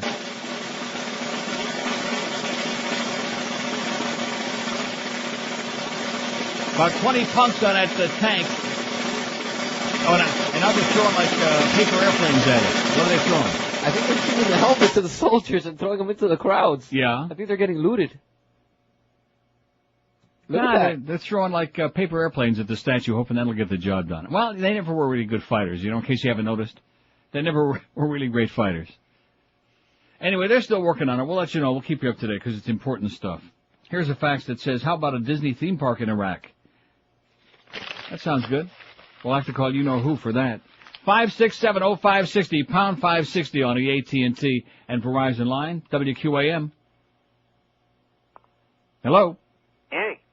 I just wanted to say in passing that when Colin Powell did his show and tell at the UN, after he had a press conference, and somebody asked him, if you Americans knew where the weapons of mass destruction are, why didn't you just tell the UN inspectors? Right. And Colin Powell said, well, we're looking at ways that we can get them that information.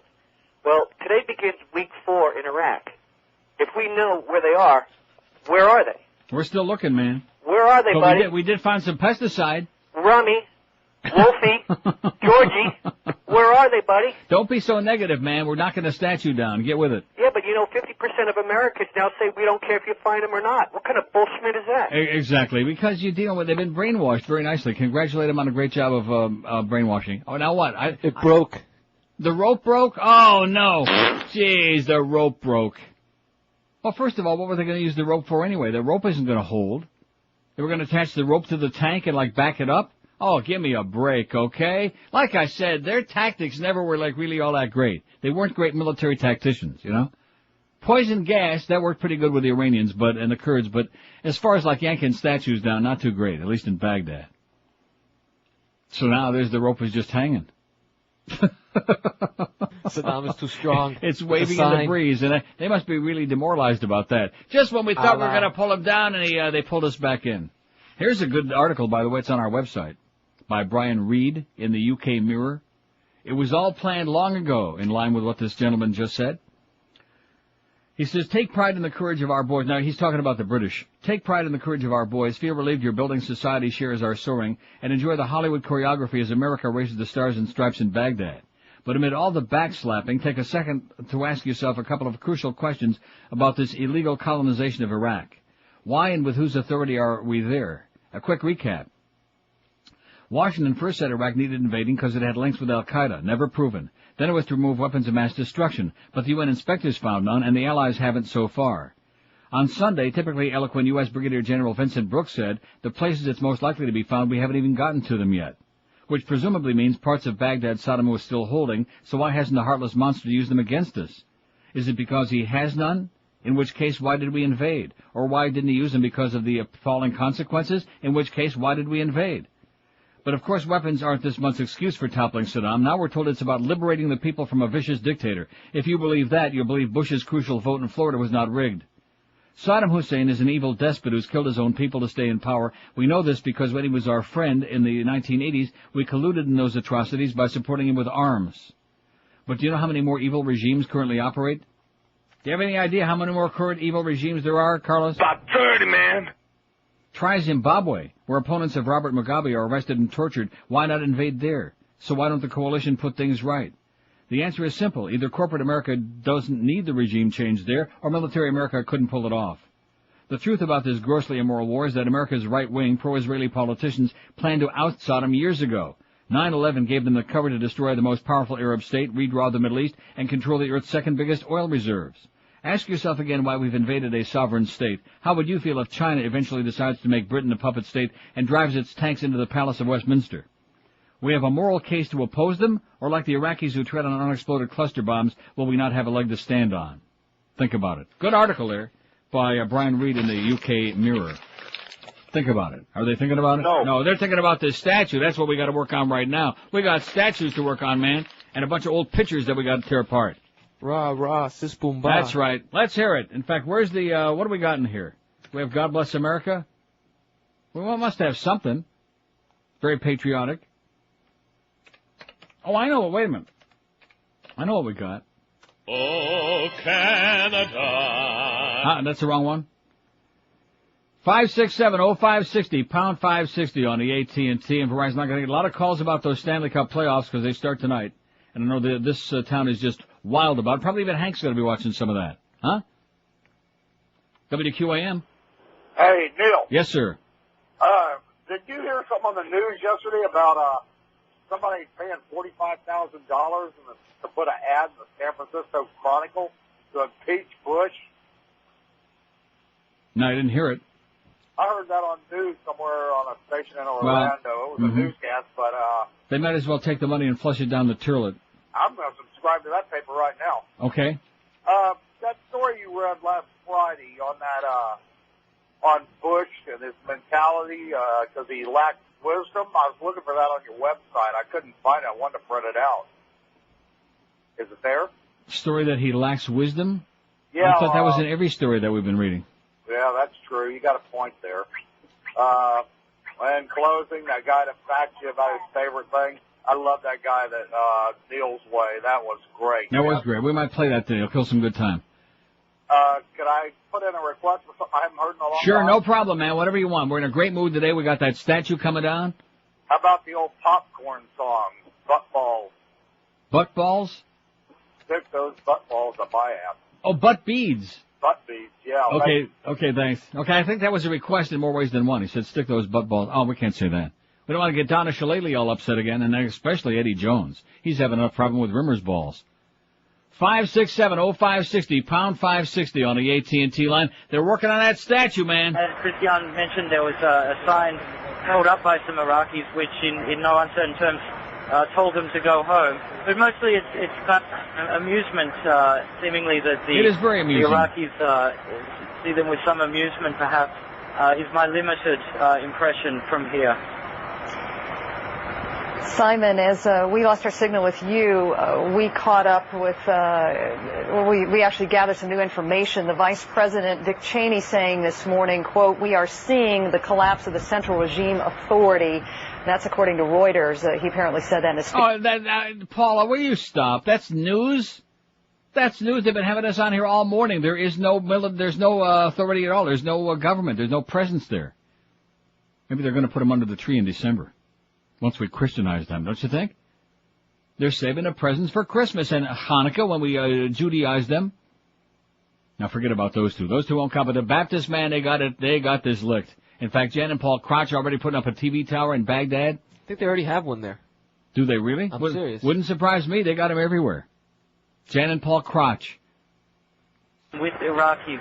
It's, now after talking to colleagues who were working in southern Iraq, the overwhelming impression that everyone has got is that until a town is secure and Ba'ath Party officials and local military officials have been neutralized, either killed, I guess, by American forces or put under I guess these are all people that don't have to go to work today, huh, or school. enough to come out onto the streets, Sorry. as we're seeing now. Sorry. I don't feel... Just want to lighten things up a little bit, okay? Don't get so tense and depressed, everybody, okay? I mean, we're in South Florida. We got enough problems of our own to deal with. If you don't believe me, just open a window and take a whiff. Oh, that smell of death, it's circulating big time. 26 past 10 at 560. It's a Wednesday. That means we got our big noon to one comedy bits hour. We got butt beads coming up for you. Don't we have butt beads? I don't think we're going to play that. Huh? I'll let George play it. It's disgusting. I'm not into that anal stuff like he is. He's an ass man. He's the ass man. It's all he knows. Hey, homeowners, is there anything worse on a hot South Florida day, which could be almost any day, going out in the backyard for a nice dip and going into the pool as well? And you look at it and you think, holy crap, this thing is really getting bad. It's stained, it's dirty, maybe there's a crack in it and the pool too. Don't look at that ugly mess anymore. Just say no mo ugly pool and do the smart thing. Call our good friends at Atlantic Marcite. These aren't just a couple of pool guys who got a beat up old pickup truck with some of that pool cleaning crap in the back. This is a real construction company who uses full-time employees, not subcontractors. Atlantic Marcite specializes in the most incredible innovation at the pool business, Diamond Bright. Atlantic Marcite's been pouring it on for 12 years, and they know how to do it right. They're licensed, they're insured professionals. They even train the other companies internationally how to do diamond brighting right, and they'll give you the same price they give to the contractors. How can you beat that? They serve North Miami, Broward, and Palm Beach. Call Atlantic Marcite. They're the biggest installers of Diamond Bright anywhere in town and get your pool looking fantastic. They'll come right to you and give you a free estimate. They also do pool and deck renovations, custom lighting, pool heating, exotic water features too. For the very best going anywhere, call Atlantic Marcite toll free 1-800-558-8883. That's 1-800-558-8883. Diamond Bright. If you're going to do it right, because Diamond Bright is a pool's best friend. Well, okay, so I took the thing off. Just relax, calm down. It was a little operator error because we're getting all whipped up about the statue, which I think is primarily your fault. Live and local. This is 560. The radio's all yours now. QAM.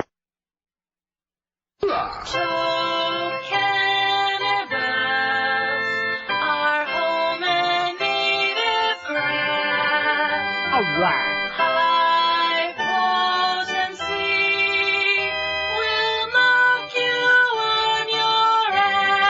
Rectum.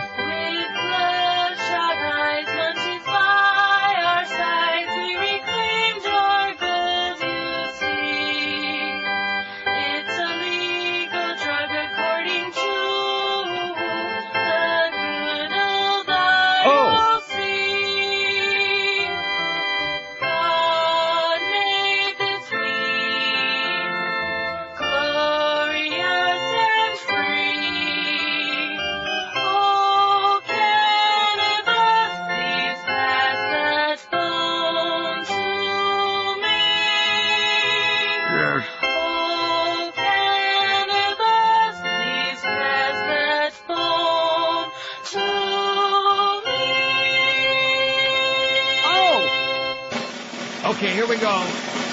They've got an extension on the tank. They've got a crane, baby, and they're going to knock that baby down, the statue. Go! On a count of three. They're not ready yet? Not unless they want to kill that guy. This has turned into some project, you know what? It's a damn good thing that our military was a lot more inept than they are at knocking their statue down. Let's get with it, guys. Come on. Take out a building, take out statues, take out various symbols of party. Take out some Kentucky Fried. 5670. I'm telling you, we're going to export some real caca over there. It's going to be great. It'll be really good. Get some of those deflated stocks up there like McDonald's. That's in the crapper. McDeath. Look at that phone. Look at this phone. There's not a call on it. We're doing screenless. We're having a great day today. And I take a look over, getting ready to punch up a bunch of calls, and you people are up like that. You want to know why? They're all watching the statue. Okay, well, we can play that game. They had done that enough. Here we got some guy climbing up on the extension. Right up face to face with Saddam here. Give him a little kiss. I feel kind of interesting. As a matter of fact, did you see the picture of the soldier? One of the Iraqis was so happy that he was being liberated, he tried to kiss him on the cheek, and the soldier turned his head like, not us. We're macho guys. I think that's what he said. Maybe he said later on when it gets dark. Anyway. Away and have seen which way this tide has turned. But it'll be interesting to see how they do finally... You can't complain about that Iraqi technology, baby, because they don't have any. But so certainly Simon was talking about people who... We'll teach them. Civilian outfits, fire a gun, melt back, raise a white flag. Now what is this? This is one of the Marines, isn't it? Yeah, this is a Marine who's putting an American flag around... Oh, this is great. He's putting the American flag over Saddam's puss. Oh. Yeah, right over his head. Look at that. Wow. You talk about a dog and pony show, huh? The talking news head networks could pay $1 billion and couldn't get anything better than this. Yeah, the Marine said, you're a bunch of inept schmata heads. We're going to come in here and do it right, okay? You guys couldn't lick a stamp, much less our army. So there you go. They're doing it. As we watch this picture, Christian, I wanted to add something. Like I said, they're powerful pictures, baby, but of course what you see is not necessarily what you get or what they're going to get. But let's enjoy it while we can. It's a hoot. WQAM. Yeah, Neil? Yes, sir. Yeah, I'm sorry I'm not watching the statue. I'm out here on 826. Well, you're missing a hell. You'll see later on the news, man. It's great. Oh, I can't wait to see it. They got the American flag entirely wrapped over Saddam's head. Well, I can't wait to get home and watch Channel 7 News, my favorite. They'll have it on every 15 minutes. Hey, I'm out at 826 sucks today. You used to play this song, Nobody Speaks English Anymore. Can you play that for me? You know something? I love that bit, and I don't know what the hell George did. I'll try to find it, okay? See what that little pinhead did with that disc. Thank you. Thank you. Have a great day. Have a great day. Stay off the Palmetto, man. Good luck to you. Oh, he's on the Palmetto. Oh, there's Fat Boy waddling in here right in the middle of the show. What is he doing in here? Doesn't he get the memo? What do you want? What is he saying? He said Treasure Island. Oh, he's talking to you. Okay, good. Talk to him. I don't want to talk to you. So there we go. The Marines are up on, they're mounting it. The possibility. The Marines are mounting it. Of course, after 3 weeks in the desert, they probably mount almost anything at this point. And Christian, the American flag. Mm-hmm. Oh, they took the flag off his head. I was going to say, it looks like they're either repositioning the flag or taking it down. It reminded me of something I think we actually witnessed together in live television out of Husser. Oh, I know what they're going to do with the flag. Yeah, that's what they're going to do with it. Stick it right up Saddam's chute. Fort, and there was so much reaction from the civilians who were so angry about that show of what they called American imperialism. That flag came down within minutes. Yes, and that's basically been what has happened in other instances as well. I mean, you know, that they don't want to look like an occupation army. They don't want to... Oh, UCF Kenny, yeah, I knew we'd get some of this. He's giving me the, see, I told you so, Neil. Now they're partying. Well, we'll see how long that lasts, okay? Don't get too carried away, Mr. Hotshot, Mr. Genius, Mr. Rocket Scientist. In addition to which, all of the collateral damage, those dead people and the people that are wounded and like falling apart in the hospital, they're not in on the party. They said, call us when the party started. We sent our apologies. We can't make it because we're either really badly injured or dead. Thousands of us. But that's beside the point, UCF Kenny. We're preparing for our children's funeral. Just get your whole life through that little 17-inch screen you're looking into, your 25 or 52-inch tube, and get all your information about life in the world right through that screen, man. Let them mesmerize you. And obviously they've done a good job. Let's see, here's one from some guy. My partner and I were talking about the funniest thing yesterday. We had a list of people you talk about who have appeared on your show who we would get it on with. Oh! Ah! Who would you pick? Al Goldstein, No. Mo. No. Greg Reed. No. George. No. The Humper.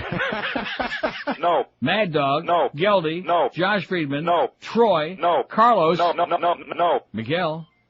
Yes. P.D. Lenny. It says we know what he looks like. You don't want to know what he looks like. Rimmer. No. Joe Zagacki. Oh, and it says, please play him going, however it is he goes. Where the hell is him going like? Oh my! Or Wayne Hypinga. No. Talk about a tough choice. I'd have to abstain. He says, well, I guess he's never seen Miguel. Yeah, Miguel ain't your type, okay, sweetheart, or the other way around. Are they doing it? They're going to put an Iraqi flag up there. I thought that was pretty in bad taste of us to go put the American flag when all these Iraqis are there in their city. Well, don't you forget we did that the first day in Basra there, and then all of a sudden they said, not a good idea, yank it down. Because they got a nice it makes chain. it look like an occupation when you do that. Here we're sitting here tittering because it was amusing, but it's not. See, they took it down for that reason. They must have said, not a good idea. Put the Iraqi flag. Didn't we say the Iraqis are going to run our country? Didn't we make that up? Say that? Wally in Deerfield says, where's the Janet Reno autograph model Waco compound busting tank when you need it? Nice going, Wally, as usual. Yeah, Janet don't need no tank. She just yanked that baby down. Her and Donna Shalala.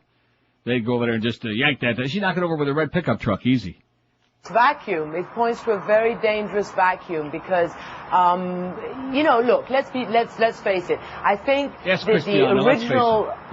original idea by the politicians, by the so-called coalition of Britain and the USA, was that, she's getting a little caustic lately, Christiana. Police forces would fall on side and they would sort of immediately turn to sort of policing the new Iraq, the free Iraq, the irregulars, the militias, the army, the Republican Guard would join in the sort of, building and maintaining of order and reconstruction of the new Iraq. Well, that hasn't happened, and there is a vacuum, and the question is who fills that vacuum? And we've seen in other areas and in other countries that we've been in these kinds of situations where unless there is a quick attempt to fill that vacuum, there can be a period of chaos and bloodshed, of law and disorder, and looting too. We're sure glad we haven't seen any looting yet. 20 before 11 at 560 WQAM. I'll tell you one thing: they sure have their TV. Thank God for that. Now we control. That'd be a good poll question, and let's do that tomorrow. That's going to be tomorrow's poll question. What's the first thing Iraqis should see on TV or hear on radio? Huh? Since we're controlling it now, in case you tuned in late, America does control Iraqi TV and radio now. I'm thinking maybe. Oh, God. I'll do it for free. Although I don't think I don't think the American government wants to put me on. No. They don't want to put me on here, much less over there. Condoleezza. Oh, I'm sorry. 19 till 10 at 560 WQM. If you're not sleeping good at night, maybe you got something wrong with you, or maybe there's a very good chance that your mattress has something wrong with it, like it's finito, like it's finished like Sodom. Well, here's the answer for you. Get you a great new name brand mattress, and I guarantee you, when you call Dial a Mattress, that's exactly what you're going to have happen. And you get an unbeatable deal all the way around, on delivery, on price, and in terms of quality, too, because they carry only the top brand names ever in history of man. Sealy, Serta, Simmons, King Coil, every size, every style. Not bait and switch. They got exactly the one you're looking for in stock, ready for nearly immediate delivery. Any 2-hour window that's convenient for you, you pick the time, and they'll be there. Once you buy a mattress from Dollar Mattress, you'll never go back to the showroom again because it's the easy, simple way. Even for the laziest of folks, just make that one easy call. That's what I always do. And don't forget, when you buy your mattress, by calling 1-800-MATTRES, 1-800-MATTRESS, Dollar Mattress sets it up and takes away the crappy old bedding for free. Let me say it again for the left coast. Dollar Mattress sets up the brand new and takes away the crappy, smelly old bedding for free. So make the call right now and get you and your back a great night's sleep for years to come. 1-800-MATTRES. 1-800-MATTRESS for Dial a Mattress, the easy, the smart way to get you a great night's sleep for a long time. We're Sports Radio 560 QAM. David's bitch. Oh, Sarah. Oh, Jim. Sarah. Shouldn't we be using, Oh, don't worry. I'm using the new sponge. Oh? Mm-hmm. Hi, guys. Huh? I just love these get-togethers. Don't you? Who's this? Jim, this is Bob. Nice to meet you, Jim. Hey, I got a great idea. Let's play a game. Look, you're interrupting something here. Nonsense! The new contraceptive sponge Bob, shown to be 95% effective as a method of birth control. Consult your doctor to see if Sponge Bob is right for you. Well, time to get back to work. Open wide. Phew. Gosh, it's dark in here. Oh, Bob. Got the pulley hooked up now, baby. Now we're getting real serious on the statue. Right there in the middle of Baghdad. We're gonna yank it. Here we go. Behind me, and all around. Here we go. Wait a minute. They're backing up. Watching this momentous day in Baghdad's annex in history. Here we go. We're yanking it. I'm telling you, any second, look at the base. You see the base is cracking? I wanted to ask you a question about... Shut up, Paula. Crazy bitch. What happened? They took the American flag off there because I guess the same thing happened as when they did in Basra. Well, you know, it looks like an occupation. Then they put the Iraqi flag up there for a couple of months. They said, now, because when a statue comes tumbling down, it's going to hit the ground. We'll get all schmutzy. So, real rocket scientists figuring these things out. Here we go. They got that pulley attached right around Saddam's neck, man. They're getting ready to yank it down. No, reverse. No, not forward. Oh, Jesus. There we go. Now, nothing happened. There's too much like leeway. There's too much slack in that thing. Put it in reverse and just floor it. That's the idea, right? And if there's anybody behind you, too bad. Just yell out, 4, like in golf. Here we go. They're swinging it. This is it, I think. They're yanking. They got that crane right around his neck.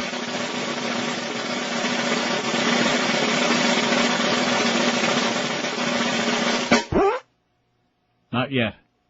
It just acts as if there's something you've done before, even if you happen to be 19 years old and perhaps on your first overseas trip, which is to Iraq. So isn't this emotional? I mean, this is just spellbinding. About this whole thing. Here we go. So you were saying when the American flag went up for that very... Shut up, Paul. He's like, she's worse than George, man.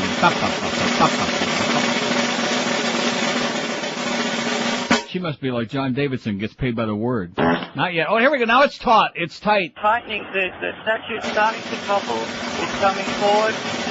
Here we go. They're winding in the chain. This could be it.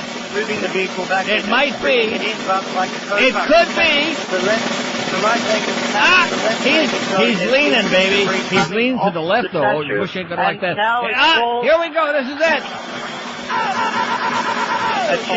Yeah, there he goes. People are waving their hands. Oh, yeah. And the statue, the horror statue, people now throwing objects at it, throwing rocks. Look at that, they're throwing stale matzo balls at it.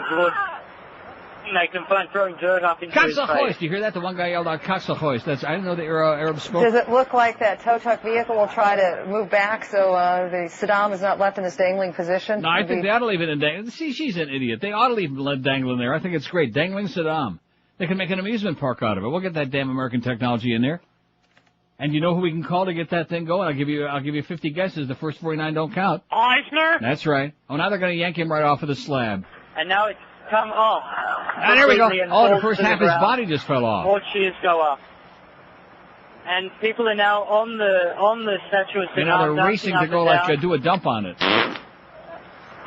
People are rushing to the square to in fact jump on the statue. He can't even keep a straight face, this guy, you know? Mostly they're men in there. The women and children seem to be standing back. I see families, though, getting closer. Someone holding a child up. Oh, we just got some bad news, though. Wait till you hear this. Exclusive on the Neil Rogers Show. The bad news, the statue is not of Saddam. It's a statue of one of his lookalikes. Oh, no. And if you would, could you hold your phone away from your mouth and maybe we can hear some of the ambient sound coming from the... Also, the person who faxed this says their poll vote is a double vote. Mo Howard while he's talking golf. The scene. And I'll hold I saw the grotesque, idiotic letter from Dr. Laura in the newspaper. Somebody faxed me that. Or she didn't say this and she didn't say that. We hate you, Dr. Laura. You're not fooling anybody, okay? You homophobic bitch. And by the way, see you next time, honey. I drown out some of the cheers, but I'll hold the phone up. Well, now, they got to leave the legs up there with those poles hanging out. A great amusement park for Eisner? Mickey and company. Now, here's a suggestion for the first show should be on there. Are you hot? Huh? I guess in the middle of the desert in April, they probably are going to be. Should be the first on TV, followed by Temptation Island.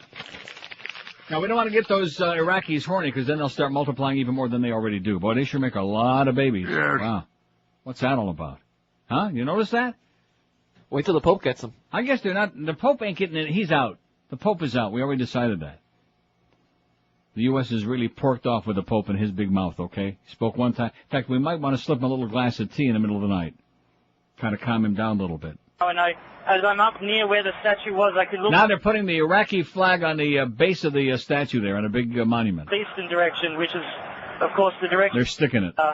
The Marines arrived from... But you'll notice there's only about 200 people in this crowd. I mean, this is a major orchestrated for TV event, but it's not as though you've got thousands of people here like one of those gigantic things, you know. It's just a couple hundred punks, basically, is what it is. 567-0560, pound 560 on the AT&T and Verizon Wireless line and work static there. We could bring it to you right here on your news-intensive station, QAM, where when we say, here's the latest headlines, that means a couple of ball scores and who hit their balls the farthest. That's what it's all about. What an embarrassment. What a joke. WQAM. Hey, Neil. Yes, sir. So is it down or what? It's down, man. Sodom's down. All right. Glad we could make your day, baby. Well, thanks, Neil. Okay. He's on his way to the amusement park.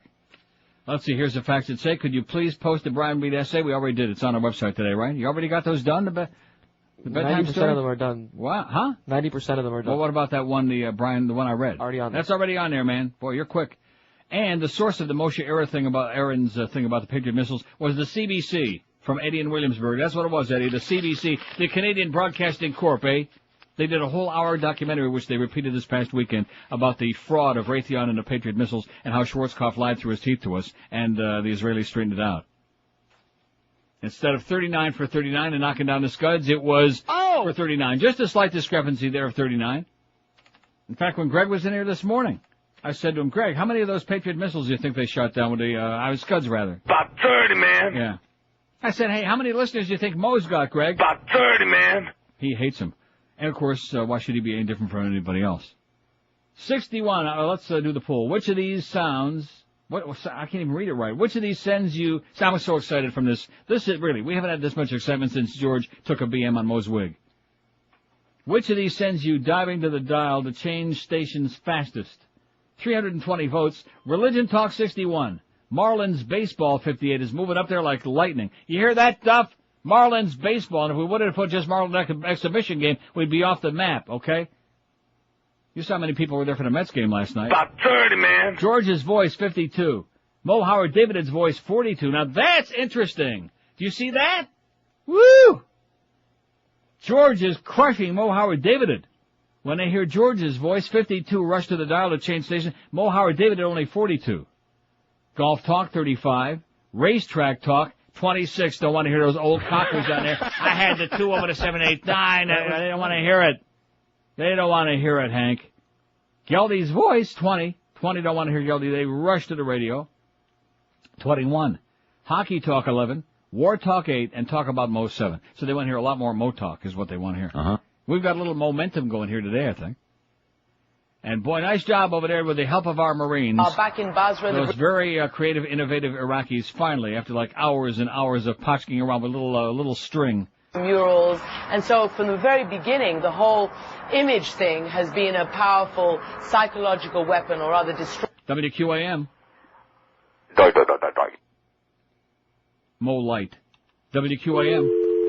567-0560. You'd think that this audience would be foaming at the mouth with all these goings on, wouldn't you? They're foaming. WQAM. I want to talk to Neil, please. Speaking, sir. Mr. Rogers. Yes. One little thing I would like to call your attention to. Okay. Everyone heard about the $500 paper clips and a $5,000 toilet seat at the airport, the government. Right, like Johnny Jones in the school board here, yeah. Anyway, I'm talking about the GBU-28 bunker-busting bomb. Uh-huh. Weighs 4,000 pounds, range more than 4 miles, cost Hang on to your hat. Okay, I'm hanging. $18,200,000. Boy! $18,200,000 for Give me what? $50. Wow. Now, the carries 630 pounds of explosive casing made from surplus 8-inch cannon barrel. Una bomba molto caro. Cannon barrel. Well, now I see the point. You know, the cannon manufacturer screws up some cannons. There's a surplus barrel. Now you have a choice to sell it to the junkyard for $100 each, or sell it to a dumb taxpayer, to the the smart thieves, politicians, and their counterparts in the Pentagon. They sell it to the taxpayers for $15 million. In this case, it's $18,200,000. People don't, $18,200,000, it's a price of 500 Cadillacs. Right. 500 Cadillacs. Now, and it's only 500 Jew canoes, right. Now they use them all up, you know. Now these guys can sell more surplus cannon Army barrels. surplus, man, that's right. Yeah, for the Pentagon and the dumb taxpayers. Because taxpayer, what do they do about it? Nothing. Absolutely correct, sir. Oh, it's defending our country with it. Zion America, man. As they say in China, Zion America. It is really burns you. This is just unbelievable. Good luck anyway, to us, nice talking to Good luck to us, man. First thing on Iraqi TV should be the Pepsi commercial with Ozzy Osbourne. I agree. Good choice. A couple of bloody magicians. That is the best spot in the history of my life.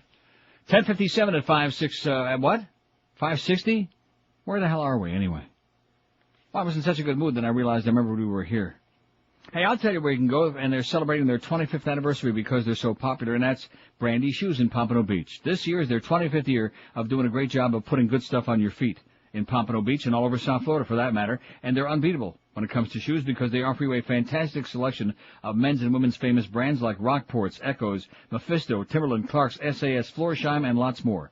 A wide range of sizes at Brandy's for you, no matter if you have teeny tiny feet or big fat ones. They have men's sizes 6 to 15, women's 5 to 12, and widths from the very narrow to the very wide. They give you great personal service to make sure that you get a perfect fit every time, too. And with over 40,000 pairs in stock in their 8,000 square foot mega store, you can be damn sure, you can bet Carlos's life on it, that exactly the shoes you want are in stock, ready to stick on your feet.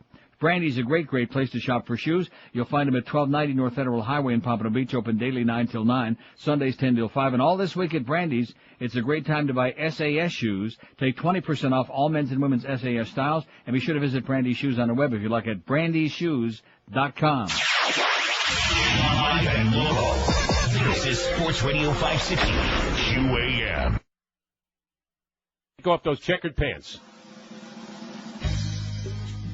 Stare at my balls in the mirror,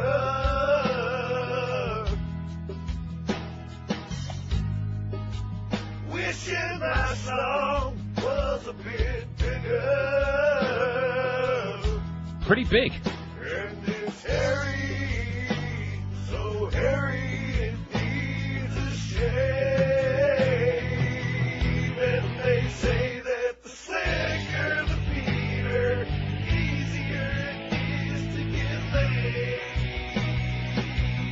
Beelzebub. got me a brand new razor. Hopefully I won't get shaved.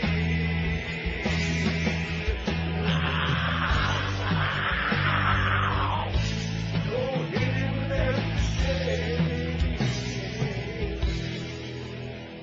11:01 at 560 WQAM. Here's the big news. The Roman Catholic Church has suspended confessions in Singapore due to the spread of the deadly SARS virus, and priests will instead forgive all churchgoers for their sins, the church be saying today.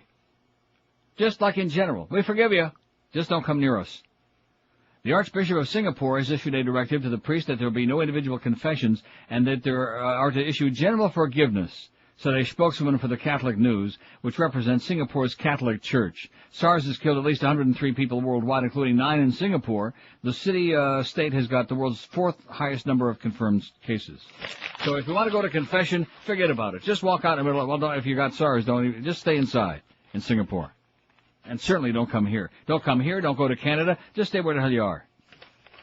5670560 pound 5. Look at this slow-mo and replay. There it is on CNN. There comes the statue. As night begins to fall. 10:50. They even got the time. 10:50 a.m. Statue falls in Baghdad.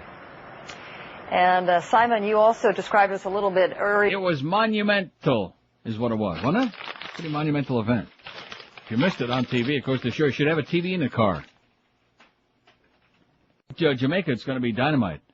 That's the word I was looking for, was dynamite. And, of course, I have that thing about J.J. Walker. He makes my skin crawl, so I don't say dynamite. No, you've seen those things on the Travel Channel. They've got entire shows on there where they show the planning and the blowing up of all the old casinos in Vegas where they, like, are getting ready to build a new one. Yeah, and on the Discovery Channel, I've seen all of that. Well, I'm glad for you. Yeah. 567-0560, pound 560 on the 8. No, it is pretty wild stuff. It's pretty interesting about, the 30th time. Which dome? One of the football domes, they showed, I don't know how many times that thing blowing up. I've seen it so many times. I can tell you exactly. Was this intentional or just because the fans got pissed off? The fans were still inside. Let's get a new name for the stadium. Let's go back to Joe Robbie Stadium. What do you think, okay? I think Pro Player's been out of business a long time. I don't know how many months. About 30, man. WQAM. Hello? Yes. Yes, sir. Is this the Neil Rogers Show, or did I get the wrong number? No, this is me. Hey, how are you, Neil? Not only is it the Neil Rogers Show, but you're speaking to His Majesty. Oh, wonderful, wonderful. Let me be a pompous ass like lard ass. Not to change the subject real quick, but I was trying to call you earlier in the week to let you know at the last you'll love the way the media hides things. On the last show that we were at, there was a Fort Lauderdale gun show. Mm-hmm. A Fort Lauderdale PD officer was checking in the guns for the gun show, and he pulled the trigger on one. It went off and hit 2 people, but of course you never saw it in the papers. Oh my God. Never heard nothing about it. Nope, you never will, because it was the Fort Lauderdale PD. Mm. I just thought you'd like to know that. Thanks for the good news. Yeah. See you at the gun show. Wonderful. Oh, by the way, that BSO cop thing, that was a horrible story. I see they raised the reward of $100,000. They ought to raise it to $1 million. 25 years old. That was his first night on that job at that car dealer. It was his first night working there on security. He was also a rookie cop, supposedly. Right. Rookie cop, 25 years old, and they came and blew him away. This upset. I don't want to go into it. What's the point? I'm not going to change nothing. I'm just, I'm just expressing my frustrations of the obsession with violence and with guns. That's part of the sickness of America, man. It's sick. It's really sick. That's why. This war, man. When they see this today, they're going to be squeezing themselves until they bleed. All the gun-toting, rednecky, right-wing lunatics. Let's kill some schmata heads for Christ. General Tommy Franks has repeated what we've heard him say many. The Iraqis start getting a little bit nervous when they put that big cross around Saddam's neck. They got nervous when they saw that. WQAM. QAM. Good morning. Yes, sir. Buenos dias.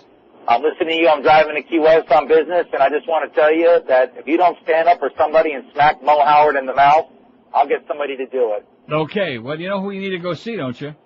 I don't know. For justice, we need to see Don Corleone. He'll take care of it. His arrogance is ridiculous. Yeah.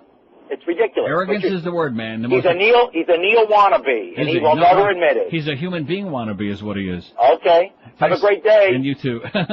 Hey, even the audience hates you, Mo. Everybody hates you. At least you're consistent. Not good, but consistent.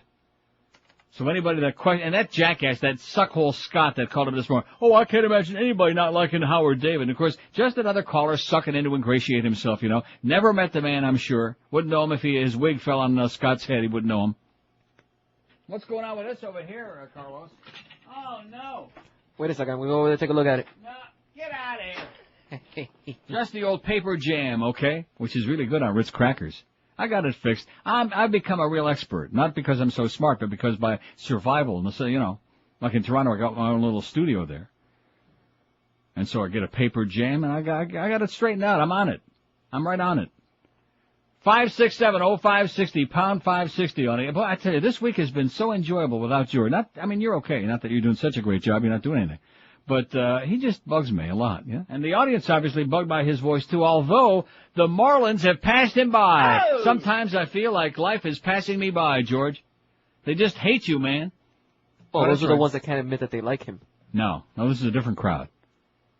No, these people don't like him and are afraid to admit it. No, this is not the closet crowd. That was another poll. You got your polls mixed up, man. You better get your polls straightened out. Oh, there's Martin Savage in Baghdad on a very bad, one of those telephone things. Buildings behind us here. And at the same time, while that firing was taking place, because there was so much artillery fire, tank fire, heavy machine gun fire, mortar fire going off, it apparently touched off a huge cache of it seemed like anti-aircraft artillery that literally burned and exploded for the next 45 minutes, even after the fighting had This is near Baghdad University. Flying through the air, mortar rounds going off, and just it sounded like World War III had broken out. But there also had been a heavy fight with the Marines. The Marines now have obviously taken control of the campus. The fires have been extinguished, and the fighting has stopped, and the campus is under control. Okay, well, there's a little more excitement. There's going to be a lot more excitement. Don't get all cocky, all you hawks out there that think, oh, we got it done. No, you don't have it done. Isn't that the statue they just knocked down right there behind them? No, it is not. It's not. It is? Yeah, I guess that is. Well, how can it be? This is a live picture, it says. They're live. Wait a minute. Uh-oh. This is Martin Savage, and now this is at Baghdad University. The other thing was it's another statue of him, okay? They're all over no, this is one of the other imposters. It's statue number 42. I asked Martin Savage when we had him on the air last week, I said, how many Saddam statues are there in Baghdad? And he said, oh, no, I can't believe I did that. He said, about 30, man. Oh, you're interfering with the show today. Why do I keep... Oh, that's right, I did the Luca Brasi thing. Well, I'm not used to this board, you know. I have to go back to Toronto. Here's the fact. The reason why Joe Robbie Stadium is still named Pro Player, because it would cost Wayne $750,000 just to take all the Pro Player signs down, including the main sign top of the stadium. Wayne sucks, it says. Wayne sucks. Absolutely correct, sir. Oh! Speaking of Wayne. Well, I'll get to it in a second. The greatest thing we've already taught the Iraqis, I'll tell you in a second. By the way, why can't hockey have a shootout after the overtime? That would be exciting. No, shootouts suck. I hate that. And forget the point system. Don't agree with your views on the war, but love the show, says Aldo in Fort Lauderdale. Okay, still love you, Aldo. And I'll see you at the McDonald's in Baghdad. Now, what was I just going to say? The greatest thing we taught the Iraqis? Oh! Speaking of Wayne, did you see it was like in the early days of the war in Basra, and they were doing the hokey pokey with the troops? You didn't see that? I think I remember that. Yeah, I think they were doing, you put your right foot in, you stick it up Wayne's ass. It was great. They were doing a hokey pokey. I think that even our good friend Wayne Huizenga, even he would have been impressed. See, this is not the same statue you were seeing before, so just don't get your Sodom straight, will you? I know there's a lot of them, but just calm down.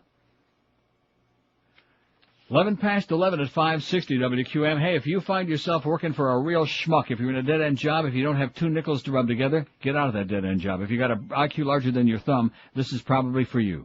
Call our good friends at Fast Train and start on a new high-paying computer job. You can get trained in just 4 easy months and start getting a big, fat paycheck. By the way, speaking of that, tomorrow's payday clearance. Oh! Yeah. I just mentioned that in passing. Look at that. Carlos is, he's hyperventilating about it because he knows he probably ain't going to get it. Don't forget, Carlos and Miguel at Treasure Island this afternoon, 5 to 7. See, that's why we're not going to pay you tomorrow. We don't want you to waste your money on those expensive hookers over there. Anyway, if you're in, like I said, a crappy job, here's the answer for you. Just one simple call to Fast Train can change your life. 866-FAST-TRAIN. Fast Train offers convenient day, evening, weekend classes. Check them out on the web if you like at fasttrain.com and get out of your dead-end job once and for all. They're in high demand, those computer professionals, and the demand is getting higher by the moment, just like the people in this building. Call Fast Train today. They got locations all over town. They're in Miami, Kendall, Pembroke Pines, and Fort Lauderdale, so there's bound to be one close by you. Register at fasttrain.com to receive your free American flag bumper sticker. Wave it proudly, man. Wave it all around. And you put your right foot in, right? Do the hokey pokey while you're doing it, too. Can't hurt. Pick up the phone and call Fast Train today and get you a real job and a real big fat income. Call 1-866-FAST-TRAIN. Live and local. We're Sports Radio 560 QAM. With the sewer of this place. Saddam Hussein's a motherfucker. Saddam Hussein's a motherfucker. Saddam Hussein's a motherfucker. Saddam Hussein's a motherfucker. Iraq's a crappy little country. Smells like the mustache on his face. Just get rid of that. You're in drinking chubby and blow up the whole goddamn place. Hey, Saddam Hussein's a motherfucker. All right. Saddam Hussein's a motherfucker. Saddam Hussein's a motherfucker. Saddam Hussein's a motherfucker. One time. Saddam Hussein's a motherfucker. Saddam Hussein's a motherfucker. Saddam Hussein's a motherfucker. Saddam Hussein's a motherfucker. Or used to be anyway. Little tribute to Old Baldy. He's got the right complexion. Asshole, asshole. Oh! That Wayne Huizinga's such an asshole. Yeah. He yelled at Mandich, that greedy turd, because he wouldn't take a shower with Engelbert. Asshole, asshole. You turd. H. Wayne Huizinga, such an asshole. He's just like Hitler and Eva Braun.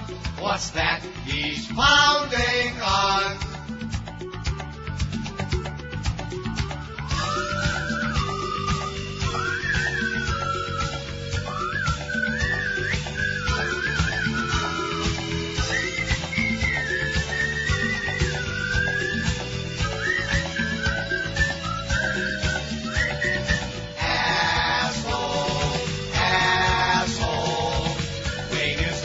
Essential asshole. The only thing there is left to say is drop dead right away. Yes, please. Somebody faxes me this. The Dolphins have been playing at Pro Player Stadium named after a Fruit of the Loom company that lost its shorts in the economic downturn 4 years ago. 4 years ago they went out of business. The Dolphins have been looking for a new company to buy the stadium's name. So the other fax was correct. He's just too cheap to go and change all the signs and everything. So here we go. Talk about an embarrassment. I've always told you, this town is beyond embarrassment. And you know what I am? Absolutely correct, sir. So we got a stadium with a couple of really marginal teams, neither of which makes the playoffs. And the owner's too cheap to change. At least take the sign down. Make it back to Joe Robbie Stadium, okay? No? He won't do it? No. You cheap old bald-headed geek. Oh, they just have one of the talking head generals, one of the 8,500 talking retired generals and colonels. And he said that this was the easy part. He said the setting up the new government, being there, and what's to follow, that's going to be the difficult part. And he is also... Absolutely correct, sir. Well, here's a replay on the statue. Afghanistan, and it was used as a justification not to expand the peacekeeping security forces outside of Kabul. And the result has been virtual anarchy, a reemergence of warlordism, attacks on humanitarian workers, and the like. And she's talking about the great job we did in Afghanistan. That's right. We always talk a good game. We're going to liberate you. We're going to set up a real democracy. Or do we ever do it? No. We leave too early and we let the animals work themselves out. The animals? Do you want to start getting George's hate mail now? Is that it? We're going to put your name on here next time we do this poll, Beaner Boy. When you see Beaner Boy at Treasure Island night, slap him on the side of the head and say, quit calling us animals, okay? All you schmata heads out there, all you Afghanis. Maybe there'll even be some Afghan hounds there tonight, or at least some brownie hounds. 398 votes on the poll. Which of these sends you diving to the dial to change stations the fastest? Religion Talk 73.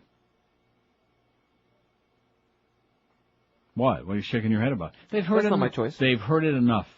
They've had enough with this heathen crap that George keeps spewing on his show. If these people, if we could be a little bit more pious on this show, you know, and worship the Lord. In fact, remember Pope Pius? Speaking of Nazis. George's Voice, 72. Marlins Baseball, 72. George and the Marlins, I always knew they had a lot in common. In fact, we got almost a three-way tie for first. Religion Talk, 74 now. George's Voice, 73. Marlins Baseball, 72. Mo Howard David's Voice, only 53. Ah! Ha ha ha! You're somebody to talk about Mo, George. I'll tell you that right now. He's way the hell ahead of you. I mean, under. You know what I'm saying? In other words, you're killing him. Take off those checkered pants. Yeah, you little geek. Golf Talk, 42. Racetrack Talk, 32. Geldy's Voice, 23. On Geldy's Voice. Hockey Talk, 15. War Talk, 12. And Talk About Mo, 7. So that means that starting from the bottom, we should be talking about those things. Talking about Mo? Well, we're certainly not going to let you down on that, ever. Because we all hate him. War Talk, I think we've done our part today, especially the statue. city of 5 million people. Hockey Talk, 15. Well, a lot more hockey talk. What about that Matt Sundin and Alexander McGillney, huh? And Gary Roberts and Doug Gilmore can't play in the first round. How about those Leafs, baby? Oh! Eddie Belfour. Have a good belt or two before the game tonight. Eddie can't hurt. And they're playing in Philadelphia with those nasty Flyer fans. Ah! Ooh! Ooh! Cringe to think about. Hate the Flyers. I hate their fans. Hate Bobby Clark. I hate Bobby Clark. He makes me with that stupid tooth-eating grin back in the days when he didn't have no teeth in there. Real piece of crap. This is the man who said, well, we didn't tell Roger Nielsen to go get cancer. That's the kind of guy Bobby Clark is. That's what he said. Roger Nielsen, when they let him go. Yeah, Roger, I mean, good luck to you, but we didn't tell you to go get cancer. I mean, you know, just good luck someplace else. Oh, my God. What a jackass that Bobby Clark. You asshole. Right, you got it, Mo. So I hope the Leafs win about 15-0 tonight. It's in Philadelphia, though, so, you know, Kate Smith's going to be singing God Bless America on tape. Oh! Speaking of the Panthers, I know the season's long over. It was a foregone conclusion. They won't listen to anybody. They're a bunch of hard asses. Not only did they have the volume cranked up again, I mean heavy-duty level on Sunday, but they had the little girl, I guess they've been doing this all along, they had the little girl reading the lineups again. What is wrong with you people? Do you have any idea about how to present a big league quality professional event? No. No, I guess not. Starting on left wing for the Philadelphia Flyers. Is it somebody's daughter? Evidently. Nepotism? Oh, man, I guess it was the Leaf game when she was butchering up the names. Starting for the Maple Leafs, Nick Antropov. Ty Dummy. Oh, she was pretty good. No, she was terrible. And then they had some chick come out and do God Bless America before the national anthem. And I've got to be honest with you, I realized it wasn't the sunrise of the Macarena. But it was not, considering we're in this war, you know, there was not the usual, you know, seriously. It was kind of like lukewarm. Like Luke Robitaille. Wait till you hear this. Somebody just faxed me from the New York Times. And they put a note on here. It says, how long before Poindexter and Ashcroft's KGB declare martial law? Remember him, martial law? He was kin to Vernon Law. He used to pitch for the Pittsburgh Pirates, the Deacon, Vernon Law. Rest in peace. I think he's dead. Republicans want terror law made permanent, says the New York Times. Working with the Bush administration, congressional Republicans are maneuvering to make permanent the sweeping anti-terrorism powers granted to federal law enforcement agents after the attacks of 9/11, officials said yesterday. You understand the Gestapo keeps track of everyone. The move is likely to touch off strong objections from many Democrats and even some Republicans in Congress who believe the Patriot Act, who believe that the Patriot Act, as legislation that grew out of the attacks is known, has already given the government too much power to spy on Americans. The landmark legislation expanded the government's power to use eavesdropping, surveillance, access to financial and computer records, and other tools to track terrorist suspects. It's supposed to expire or sunset at the end of 2005 unless Congress reauthorizes the principles of it. But Republicans in the Senate have in recent days discussed a proposal written by Senator Orrin Snatch of Utah that would repeal the sunset provisions and make the law's new powers permanent. How do you like that? They want to make it permanent. You might mention my name to Vice Marshal Goering. Many Democrats have grown increasingly frustrated by what they see as a lack of information from the Justice Department on how its agents are using their newfound powers, and they say they need more time to determine whether agents are abusing those powers. Oh, that could never happen here, could it? No. They couldn't go after their enemies like Gay Edgar Hoover, could they? What, a fax machine is smoking today, man. Here's a fax from Dave. Oh! It says, with this latest news from Baghdad, we can safely go around bragging that we've toppled Saddam Hussein. Har har. Oh, okay. We've toppled him. We didn't topple the regime. Oh, we toppled the regime and him, okay? A pun. It was cute. It was from a guy named Dave. Oh! Here's one. It's the Monkey Man. Dave, you guys should get Geldy to do the play-by-play on the statue coming down. Tell Boca. Okay, Monkey Man. Give it a rest, okay? You were doing real good yesterday. Give it a rest. See, you give these people any encouragement, and right away they're like sit-down comedians. They're like, they're entertainers. They're just relax, Monkey Man, okay? Put it back in your pants and calm down, okay? Put your banana back in your pants, Mr. Monkey, and calm down. 56705. Here's one. Oh, yeah, I almost forgot about this one. That jackass Norma Kent. What an idiot. Here's a fax from his only listener, Adrian. Yo, Adrian!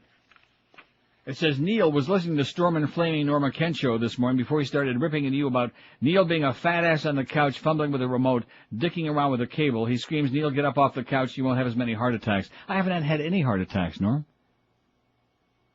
Your squeeze was fine. I've had, my squeeze is great, okay? Not that you're going to get any indication of it, okay? Ask our good mutual friend Jim. He'll tell you. My squeeze is real good. It says, tell Norma to get off the air and get to work on you being syndicated. Listening online, Adrian. P.S. When George is on the air, I start running for the hills. Oh, man. So there's a guy with good taste. He can't stand Norma Kent, and when George is on, he starts running like a banshee. Yeah, Norma, do something constructive, okay, and stop using me for material on your pathetic one-hour show on a make-believe station. Oh, and also, speaking of that, Boca Brian was telling me yesterday that Randy is on the air. I knew she was on somewhere, but Cheap Channel keeps moving all these Palm Beach people around. All the stations, you can't keep track. That's probably the idea. 1290. We mentioned that yesterday, I guess. And Boca Brian said she's doing a magnificent job, even though, of course, she's very immersed with her own importance and things. But she's doing a good job. Nice going, Randy, and also mentions very flattering about me, how great I am. By the way, Lynn Samuels hates you like poison, Randy. Well, Lynn also said our website is looking better every day and much better than hers. And I wrote her back, and I said, yes. Thank you, Lynn. Thank you, Lynn. We love you, sweetheart, even though your friend Matt's an asshole. Yeah, I asked Boca Brian, I said, what is the attraction there? What is that all about? Huh? Because the rumor has it that Lynn's got a Matt Drudge blow-up doll. She said it works a lot better than the real thing in his case. And I'm sure I can see that. 26 after 11, that's what David Brock said, too. Hey, I want to give you some really exciting news. More great deals from our friends Tom Lehman and Joe Prieto at Hallett Pontiac GMC. Listen carefully. Put your ear and rear right to the radio. Neil deal number 1. Get 0% financing for 60 months on every Pontiac or GMC in stock. Neil deal number 2. Get up to a $4,000 rebate on every new GMC and Pontiac in stock. That's correct. Get you up to a $4,000 rebate on every new car or truck in stock. And Neil deal number 3, if you're currently a GM Smart Lease or Smart Buy customer and drive a Chevy Blazer, an Olds Bravado, or GMC Genie, buy or lease a new Pontiac or GMC and get an extra $1,000 off the price. Stop by Hallett and test drive the all-new and powerful Pontiac Grand Prix. Hallett Pontiac. I was starting to think about Grand Prix. Every time I see that, you know me, you know my mind. I have heard people on the air call it the Grand Prix. You can't say that. Hallett Pontiac GMC, 13401 South Dixie Highway, that's US 1, across from the Falls, open every day, 7 days a week. Norma, get a life, you jackass, and quit calling me at home. We hate you. For more information, call the Neil Deal hotline toll-free at 1-888-534-4211. That's 1-888-534-4211. Don't forget all Neil deals are subject to credit approval. See dealer for details, which in this case happens to be Hallett Pontiac GMC, who are definitely, beyond a shadow of a doubt, professional grade. Live and local. This is Sports Radio 560. QAQAM. As the one thing that gets them diving for the dial to change the station the most. What is this man doing here?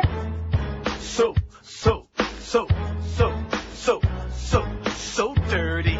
It's my bath day. I'm smelling foul 'cause it's my bath day. And I grab a towel. It's my bath day. And you know I got a rubber duck. It's my bath day. You can find me in the tub. Me and Mr. Bubble, yeah, he got what I need when I need to have a scrub. I make a funny beard with all the extra suds. I clean around my ears while I'm sitting on my butt. You can find me in the tub, splashing on the rug. And when I clean my back, I gotta use a brush. Better have a toy boat if you wanna have fun. It's time to get a scrub, that's why I'm sitting in the tub. Don't try and act like you don't need no bath neither. I'm in the tub all the time. Me and Mr. Bubble got us a bubble bath. Although I'll tell you one thing, it was definitely not the day for the bath party. No. 11:32 at 560 WQAM. They're dragging a head through the streets of Baghdad now. They're dragging Saddam's head. At least the one from the statue anyway. I want to see when they really drag the real head through the streets. Or at least one of the imitators. Not the clown Saddam, though we liked him. Huh? He was funny. I'd like to put him on in a morning show. He sure as hell beat the hell out of Mo. He'd be a panic. And in fact, Mister. What a duo. The Marlins did not lose last night. That was a mistake, a misprint in the newspaper. They score 15 runs every inning, and the Marlins win every game. They never lose. What's the next question? Yeah, that guy is a panic. And then the real panic was watching the news, the idiots on there analyzing, well, how can he be saying this? He can say whatever he wants, you know. He doesn't want to get his ass killed is what it's all about. He's a good, obedient soldier. And hauled ass with a lot of cash, I'm sure. On the horizon, that oil fire has burned through the night. Another oil fire set just as I came across. The Marines could only take me so far because they have very, very sort of strict lines of division between the various regiments so that they won't cross. Who the hell's that anchor coughing there at MSNBC? And Bob, as we talk about the fact that some of the worst may still be ahead, that the idiots are spreading SARS right on your TV set. Here's a fax that says, how far do you see the Panthers going into playoffs? About to the wall, I would say, right to their cars in the parking lot. I can see Victor Kozlov buying tickets for the Eastern semis, but I can't really see Luongo going to Game 7 in Dallas to see the cup-deciding game between Toronto and Dallas. Ooh, Toronto and Dallas. This must be from a Stars fan. Oh, God, are they boring. They're so boring. You mean Toronto and Vancouver, eh? I can also see Jay Fiedler and Ricky Williams going to the Super Bowl after they buy tickets, of course. Oh. The Dolphins sent everybody to the bowl. Sooner or later. A lot of stuff here. We got the Prince Charles thing. I don't know whether we have time for the tabloid stuff. Oh, we got to have this. Britney. Anything that has to do with Britney, the guys are like right there, got their hand on their knob. Now, I better play the right one. Is it this one? Yeah. Hi, everybody. Welcome back to the Countdown. I'm your host, Crazy Kasem, with a letter from a listener in Menudo, PA. No, that's not the one. What's the one where he's cursing? What is that called? Is it called Casey? One moment, please. Oh, yeah. Now, we're up to our long-distance dedication. And this one is about kids and pets and a situation that we can all understand, whether we have kids or pets or neither. It's from a man in Cincinnati. Dear Casey, this may seem to be a strange dedication request, but I'm quite sincere, and it'll mean a lot if you play it. Recently, there was a death in our family. He was a little dog named Snuggles, but he was most certainly a part... Please. See, when you come out of those up-tempo damn numbers, man, it's impossible to make those transitions, and then you got to go into somebody dying. You know, they do this to me all the time. I don't know what the hell they do it for, but damn it, if we can't come out of a slow record, I don't understand it. Is Don on the phone? Okay, I want a damn concerted effort to come out of a record that isn't a up-tempo record every time I do a damn death dedication. Now, make pictures I was supposed to see this week. Just a last damn time, I want somebody to use his f***ing brain to not come out of a damn record that is, that being. Boy, this is f***ing ponderous, man. Ponderous, f***ing ponderous. Britney Spears' new boyfriend is showing the troubled singer how to mend her broken heart without hitting the wild partying scene. Morris Gibb would have shown her, but it's too late. After the pop princess was dumped last year by ex-love, but after being introduced by mutual friends to Mike Kasem, son of legendary radio DJ Casey Kasem, Britney's trying hard to change her bad girl ways, pals say. Mike is helping Britney get over Justin, a friend tells the Star. She was going out lots of nights, then Mike stepped into her life and he's had a positive influence on her. Maybe they're going in and out. He's gotten Britney to keep her partying to a minimum. He would like her to stop drinking entirely. Britney, put it down, honey, and the booze, too. Now, the picture here, which he's pretty marginal.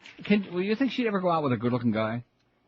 Colin Farrell. Oh, I don't know who he is. He's not a bad-looking guy, but she's not going out with him anymore. He's gotten Britney to keep. He would like Britney 21 considers Mike 27, a former MTV VJ in Asia, a role model because he doesn't indulge in Hollywood excess. He's strong and stable, says the friend. He doesn't drink or do drugs. Boring. That doesn't make him a stay-at-home geek. He and Britney spend their nights together at sushi and Louisiana-style restaurants, her favorites, and hanging it out at the Hollywood hotspots, Joseph's Cafe and the Lounge, eating sushi. Ugh. Mike's fun and outgoing. He's showing Britney you don't have to party to extreme to have a good time, says the friend. They've dated since November, but Mike knows part of Britney is still pining for her in-stink ex, and we can tell you what part it is, but we can't say it on the air. Still pining for Justin's Tinkerbell. I'm in love with her, and I'm waiting patiently for her to fall in love with me, but I know she's still hung up on Justin, Mike confided to the friend. Don't you think this has been going on long enough, and it's time for Britney to say, bye, bye, bye, to that little twerpy, twinky piece of crap? Oh, God, he's nauseating. Can he sing? No. Does he look good? No. Any talent whatsoever? No. See, with a potty mouth daddy like you got. She's a super talented Casey Kasem 70, tells the Star. My son thinks she's a great girl. Mike is coy when it comes to talking about Britney, saying, we're just friends. We're just friends. Not because he wants it that way. Don't tell me she's a dyke, please. I wouldn't say that even if I knew that, just because it would ruin. Well, see, George gets turned on by that. He thinks that's great. So in other words, you don't want to watch her do it with, like, say, J-Lo? Sure, if you let me watch. Oh, or hop in the middle. But sources say probably her J-Lo's ass would get in the way, although I will say she did look damn good at the, what was it? Was she at the Oscars? The awards, yeah, the Oscars. Well, and the new news is that the movie that she made with both of them with Ben Affleck, so bad they won't release it. That's how bad it is. Seriously. It's called Fall Down, and they did, or something. Yeah. Awful. And guess what, J-Lo? We're still not believing it. She's not going to get in between Matt Damon and Ben. I'll guarantee you that. Anyway, Mike spends evenings at Brittany's house, the friend says. He won't say if they're having sex, and he's not the kind of guy to kiss and tell. I want to give you a kiss. But he hints that they're very close. Not close enough to do it, but they're getting there. He's definitely attracted. Also came to Brittany. He's rescuing it. Now, let's see. Mike, now who's this? Oh, Colin Farrell's on about. Oh, wait. Colin Farrell above left. Oh, yeah, he don't look too bad. Although if he turn your head, Colin. Can't do it. But the new Mike Kasem right over here, he's not good. Ugh. I wouldn't touch him with your hand. She called Mike from Justin's party, crying and all upset because Justin was ignoring her, the friend says. Mike was waiting for it. Brittany was visibly distressed when she left the party where Justin was hanging it out with Christina Aguilera and Alyssa Milano. And even as mousy as Christina is, that great record of his. What's the record called? Believe Me? I don't know. No, Christina Aguilera, it's a great record. I know, but I can't. You idiot. She can depend on Mike, says the friend. She always wants him around. She feels protected when he is. Hey, Brittany, time to say... Bye. To Tinkerbell. Just start doing it with somebody who looks human. What is the name of that song? Beautiful. That's the name of the song. Beautiful. See, I asked the questions, and then I answer, and he nods his head. Yeah, that's it. Nice going, old man. Beautiful. Thank you. 5 big noon to 1 hour Wednesday hump day reprieve with our comedy bits. Thank God. Anybody doesn't like that, you're a communist. We love it. There's something on fire in Baghdad. These kind of weapons, and fortunately so far we have not seen weapons of mass destruction used. No, not yet. We haven't seen them used. We haven't seen that they exist there yet. But we're still looking, man. We got the search party out. Hey, the Panthers and Heat are done for the season. So is college basketball. The Marlins are off to another really crappy start. 2-6 last time I checked. And the Dolphins don't get started for 3 more months. But wait, there's still some live action going on where you can be a wiener and have a great time. Pompano Park Harness is open for live harness racing Monday, Wednesday, Friday, and Saturday. First post time, 7:15 p.m. General parking, general admission, and free. Let me say it again. General parking and admission are free at Pompano Park. Come out to Pompano Park, enjoy the thrill of nighttime horse racing action, enjoy the sounds of thundering hooves coming down the stretch, and cheer home a winner from the rail. Pompano Park has the live horse racing action you're looking for, plus thoroughbred highline harness racing simulcasting from North America every day starting at noon. This Friday night at Pompano, it's the $25,000 final of the Valley Victory Trotting Series featuring stakes record holder Sweet Count taking on Emerine Levesque, ZZ's Balance, and Wild Rush, plus world-class drivers Brian Sears, Bruce Ranger, and Wally Hennessy, and Kevin Wallace in every race. Every race on Friday, that's good. Let me say it again. Brian Sears, Bruce Ranger, Wally Hennessy, and Kevin Wallace. You haven't got a chance, eh, Wally? Forget about it. And don't forget, every Wednesday, like tonight at Pompano Park, is dollar night with draft beer, hot dogs, sodas, and even more. Wait till we have Levi Harner drive. It's going to be great. Pompano Park, a block south of Atlantic Boulevard on Powerline Road. For more info, call 954-972-2000. Don't forget the schedule now. We got 4-hour nights a week. Monday, Wednesday, Friday, and Saturday live racing like tonight, 7:15 p.m. Live and local. This is Sports Radio 560. QAM. A lesbian. All right. Stupid, idiotic jerk. Oh! Tell me that you love my eyes, but I know that you keep on checking out my thighs. Don't blame you 'cause I'm very cute. Check out my breasts, they're poking out my bust at you. You come on to me and whisper things in my ear, and it sounds so odd. But if you wanna dig me, move slow. There's things about me I don't think you know. Yes. I'm underage, 17. Increíble. Should be scared of me, 'cause you could go to jail if you sleep with me. If I scream, you'll end up prison meat. She looks 25, but she's just 13. Perfect teeth, I bet my lips are sweet. Daddy called the cops last night. My breasts are perfect to see because I've had surgery. None of my skirts reach my knees. My butt just hangs right out Rectum. of my short she's underage. Chill, face. Looks 25. You should be scared of her. Scared of me? That Rolling Stone spread made her look dynamite. What a sight. She's looking mighty fine.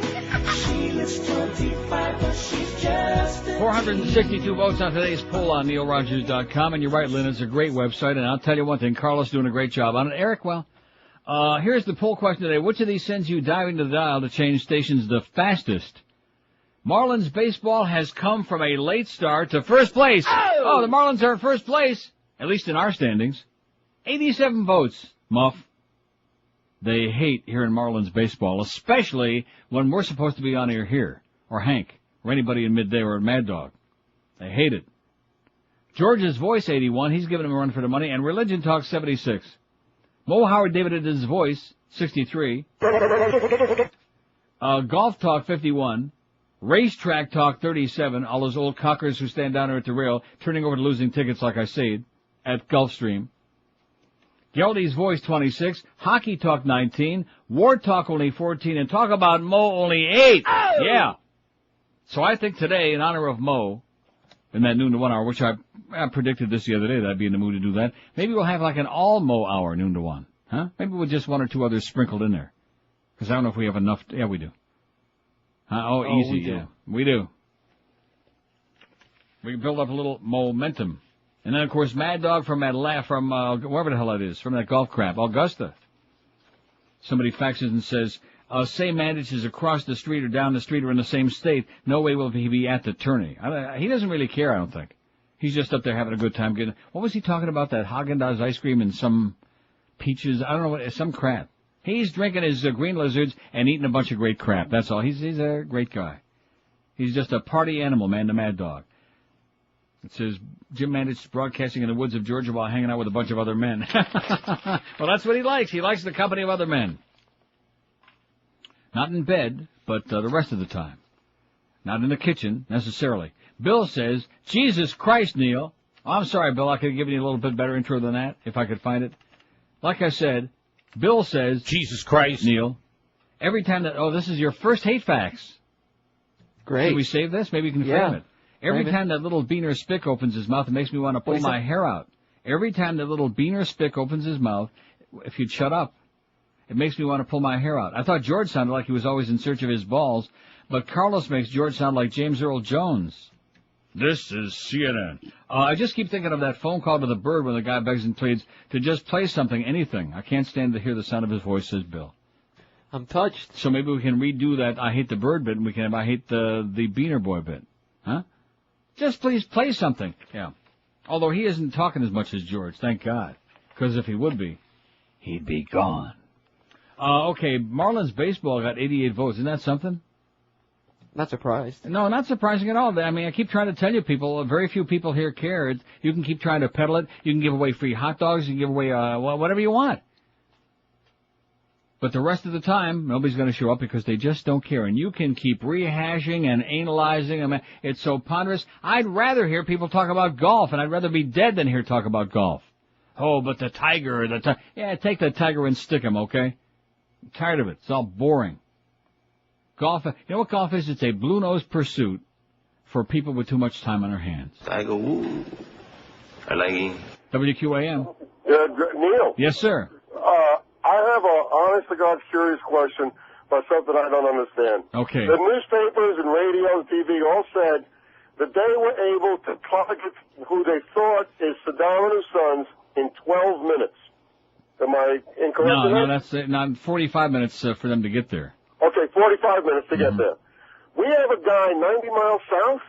He got on a stage, he gave a 2.5-hour speech, passed out, and came back.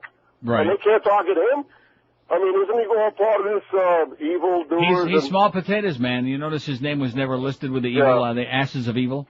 Since you and I are about the same age, I want to ask you if you remember that there was Lee Duck, right? Mm-hmm. During that time period, Honeywell, Textron, Bell, Helicopter, everybody had to move because if they didn't produce them while the war was on, they had to eat them. Just remember, sir, what Eisenhower said, beware the military-industrial complex. That's what he said. Exactly. Take care and have a good day. And you too. That's what old Ike said, and of course everybody liked Ike. He's the one that had all the heart attacks, Norm, not me. I have no heart attack. Chance to go liberate the Iraqi people. I'd also like to ask the 75% of Americans if they'd still support the war if it were being fought here and it was our children being blown up. I love the response you get from our government officials when asked about innocent children dying. They'll give you the company line, well, if we didn't do this, many more would die at the hands of Saddam. Right. That's almost like saying, if we don't kill them, somebody else will. And this goes on and on. Keep the public busy with no time to think. Back on the farm with the other animals. Right. Very good facts. Thank you, sir. You're right on target. Keep them busy. Keep the education system a joke. Talk a good game about education and keep the people stupid and occupied with caca like American Idol, which will be starting next Thursday on Iraqi TV. Huh? Don't you think that's a good idea? Great idea. Now, what did I say I was going to do the poll tomorrow? We're going to do the poll on whether or what should be the first shows on Iraqi TV and radio, since it's now controlled by USA, USA, USA. Liberation Day in Baghdad with USA. Suffice it to say... And the Brits. 3 minutes till noon. We got that big noon to 1 hour. Boy, this thing has flown by here. We should take one quick call. WQAM. Oh, sorry, no time. Hey, if you're still... Well, wait for years to come. Live and local. This is 560. The radio's all yours now. QAM. I'm Frau Ileana Ross-Leitman, and I like scrubbing my smelly gorilla ass with soap made from jewels and listening to the Neil Roque Comunista Hour.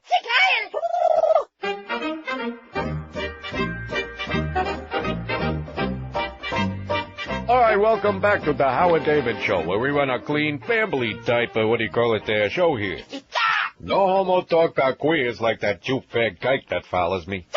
I ain't gonna make the same goddamn mistake Soupy Sales made. What are you? You remember when he told the kids to put their hands in their parents' thing? Oh, yeah, vividly. With a little humor based on the comedy stylings of Jack Boom Boom Carter. Oh, yeah. Say, ain't it a beautiful day in paradise, huh? Paradise? Why, sure. Better than New York. Yeah. Well, you're from New York, right? I'm from Canarsie. All right, pipe down. I just flipped my wig again. So, what'd you come down here for? Well, I had to. Besides, this right here. This is paradise.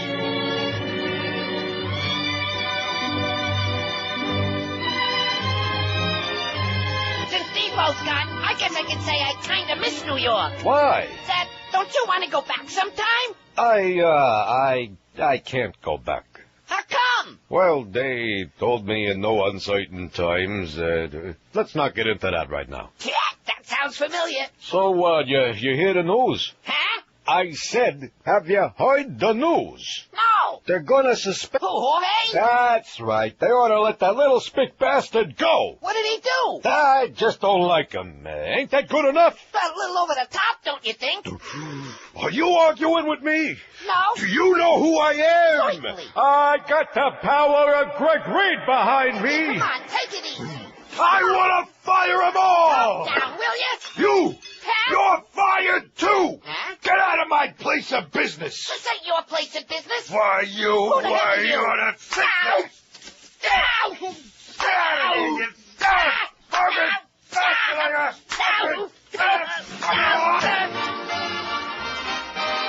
560 WQAM presents Leaving Two Beats, starring Mo Howard David as Mo, Paul Lynn as Gay Carlos, Stephen J. Goldstein as Wally, and Brian London as the Beast. I'm home. Hey, where's the hat stand? I ain't got no place to hang my wig. I'm okay. Gee, Beast, you better clean that pea puddle before Mo gets home. Gee, I don't know, Wally. It's kind of icky. Ha-ha! So, you didn't clean the pea puddle, huh? You fat little bastard. You tub of lard. You walking goiter. Told you he'd get sore. Don't be so hard on the boy. Okay, come here, Beast. Time we had a little chat. I don't know. Okay. No, you don't say anything till I'm through. Understand it? Okay. Yep, I said not till I'm done talking. But you... Stop. But I... All right, that's it. Remember my friend here, Mr. Belt? Stop already. Will you stop? I said stop it. You shut your mouth, you pipe-smoking poof. Okay. But don't stand near the window. What for? 'Cause you might fall down. Doi. And that's why I think the Jets will have a championship season. The Jets? And what did I tell you? You don't talk till I say you can talk. This is the beast. I said shut up, fatso. But you're like a father to me. You don't talk till I'm done talking. When I'm done talking, then you talk. Okay, I'll... Hey, Beast, come here. What? Come here. I want you to meet a friend of mine, Mr. Golf Club. Why, I oughta... Damn, I'm gonna show you the business end of this thing. Come here. This court sentences you to 20 years in Oz. What you in for? I tore a tag off my mattress. Looks like we'll be bunkmates. The name's Mohammed David. Star of stage screen in paradise. What's yours? Nick owes me coffee. You got so tan. Thank you. Hey, get out. What are you doing? So powder and drill, honey. I'm going to make you my woman. Ain't nobody going to stop it. God! Pinky. All right, shower time. You got 10 minutes. Well, it ought to be safe in here. Yo, Bowtie. Yo, man. Hello to our new Linda Blair over there. Ain't so pretty. Okay. Hey, don't embarrass me like that. Do you know who I am? Okay, man, bend over and pick it up now. All right, but I expect a written apology on my desk. With that broom handle, Bowtie. Hello, broom hand. I'll take the front.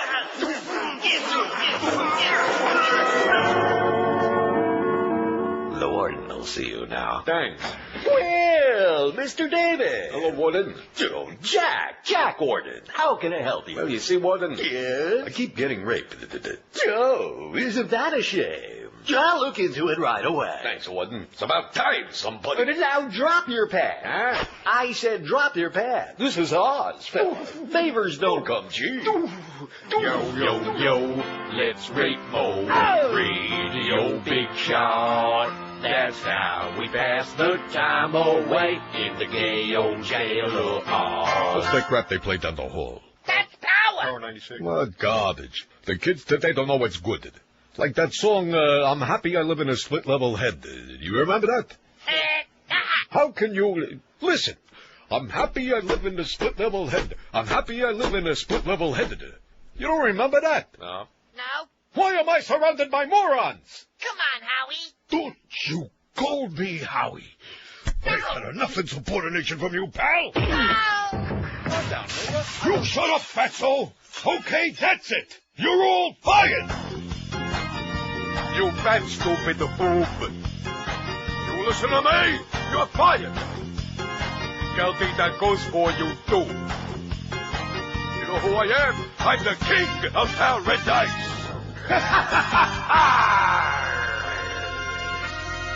I came down here after losing my job to be a big fish in a little pond. When they kicked me off ESPN, they told me don't come back again. I had some problems with wise guys who advised I move to paradise. Florida. Fired. That fake deal ain't no Louis IX. That guy was funny. You're all fired. And I hope that kid Guzzler dies. I hope he dies. I hope you all die. I'm a big fish in a little pond, see? A big fish in a little pond. Is anybody listening to me? I'm a big fish in a little pond, a big fish in a little pond, a big fish in a little pond. Yeah! What is anybody into me? Now, calm down. Oh, hey, there's that. I don't want to play the extra stuff. That's the extra stuff at the end of that bit. And it's on the CD. You don't have to buy Moe's Bits in order to get that extra stuff. Here's a great cartoon somebody just sent me. There's the Tin Man and the Scarecrow, but it's Cheney and Bush. And over Cheney's it says, if only I had a heart, and Bush is saying, if only I had a brain. It's beautiful. Thank you very much. It's a lovely thing. Let me say it again. If they were showing all the powerful images from the Baghdad hospitals, maybe that might have a little bit different impression. If you're one of those weak-kneed, emotional people that's going to allow all your reasoning about what's been going on the last for a long time, 3 weeks plus, to be tempered by these very limited scenes that they're showing today, then you must be pretty simple. That's all I can tell you. You must be a perfect creature for television. And you wait till we get that Iraqi TV and radio on, man. Just wait. I bet you by tomorrow they got the goddamn Rush Limbaugh show on. Speaking of that, if you're working for a real jackass, if you're making like peanuts, if you have don't have 2 nickels to rub together, there is a way to get you into a real career and start getting a big, big paycheck. Payday tomorrow, Clarence. Call 1-866-FAST-TRAIN. Get started in a brand new high-paying computer job. And let me tell you again, computer professionals are in higher demand than ever before. No excuse not to get started now. Get out of your dead-end job. Call Fast Train toll-free. 1-866-FAST-TRAIN. Don't forget, in just 4 short months, you can have all the training you be needing and get started making some real cash. Get out of your dead-end job once and for all. Fast Train's got convenient day, evening, and weekend classes so they can fit into your schedule, and they're bound to be nearby you because they have locations all over town. Fast Train's in Miami, Kendall, Pembroke Pines, and Fort Lauderdale. Register at fasttrain.com to receive your free American flag bumper sticker. Pick up that phone and call Fast Train today for a real career and a real income. Change your life. Call 1-866-FAST-TRAIN. We're Sports Radio 560 QAM. There's a butt. I smell it. Why the hell am I always getting raped by men? You have a nice back, Mo. Why, sure, but I don't ever get raped by broad. Women don't rape men. That's too bad. There is such a thing as an attractive man, you know, Mo. What do you know, you crumb? What are you, some kind of fairy? Why don't you go be another monkey for the organ grinder down the hall?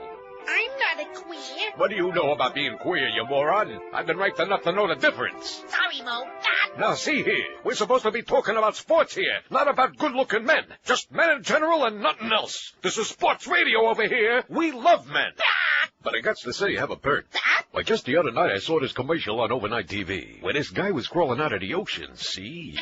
On this island filled with strippers. Now, abroad, they looked okay. But this guy in the commercial, I would say, in an objective sort of way, he was pretty cute. See that? You're laughing. You're laughing. Did I give you clearance to laugh? Was this for a script joint, Mo? Yeah. And the guy was crawling on the island? You thought he was cute? Yeah, that's right. Now, you asked me to be objective. I acquiesce, and you still make fun of me. You want to get fired again, huh? That guy there had pinchable jowls. So what's so goddamn funny? That was George. No. The organ grinder's monkey? You know, maybe I am in love with that mango-munching spick. He certainly does make a vein on my nose glow like a neon rainbow. Wanting him fired must have been just a reaction to suppress the truth of how I feel. But I can't let anybody know how much I want to enter his face.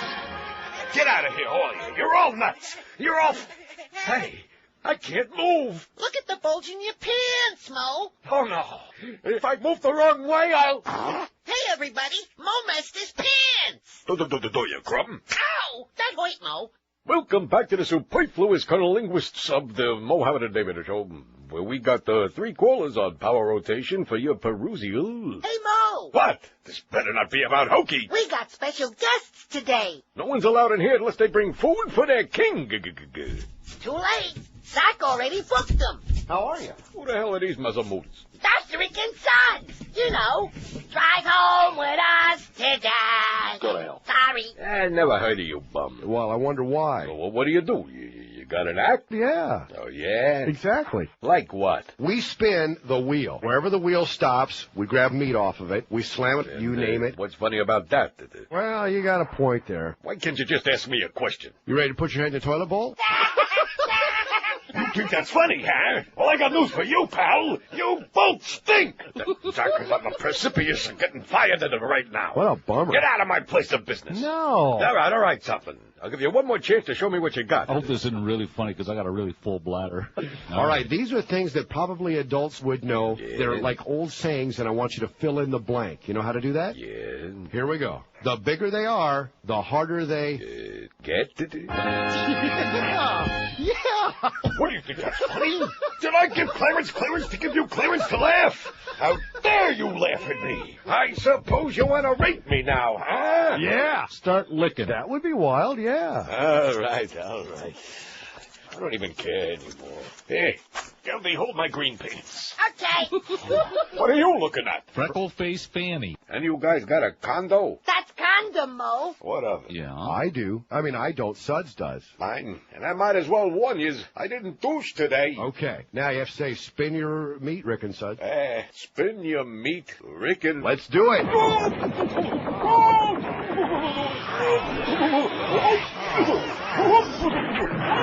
Oh, Gunner. What's the matter? I was shooting fudge. Oh, see, I told you, it's not my day. I'm so embarrassed. Shooting fudge ain't funny, okay? It's downright embarrassing. Ooh, it's personal. Oh, God. Uh-oh. Kleenex. 560 WQAM presents the Opie and Anthony Show with Mo Howard David. This is Opie. And I'm Anthony. Yeah, wait a minute. It's me with the low voice. Oh. Yeah, you got the affected voice. Okay. Hi, Anthony. Yeah, hi, Opie, and let's not forget our old pal Mo Howard David. Yeah, I was wondering how long it would take for you two punks to get around to me. I really hit the big time, huh? Here I am with the Opie and Anthony. Hey, Mo. What? Take off your pants. Yeah, we're gonna rape you now. You gotta be kidding me. This is a family show. Wrong. This is the Go Pee on Anthony show. Now, come on, I stretch. thought you guys only did that in church. Yeah. Hey, get your hands out of it. Get out of there. Shut up and submit. Them's my delicates. Don't touch my delicates. I'm tender. Why does everybody want to rape me? Why? Because we think it's funny, that's why. Yeah, you got a nice back. I got news for you, Pally. I'm still spry. I ought to mobilize you. Oh. Oh. I got his hands tied, Opie. Want the red ball? No, not for this. All right, Mo, open wide for Chunky. Let's sing that together now, shall we? Okay. Open wide for Chunky. All right, stop spanking, Anthony. Okay. Yeah, that's right. Yeah, use your lips.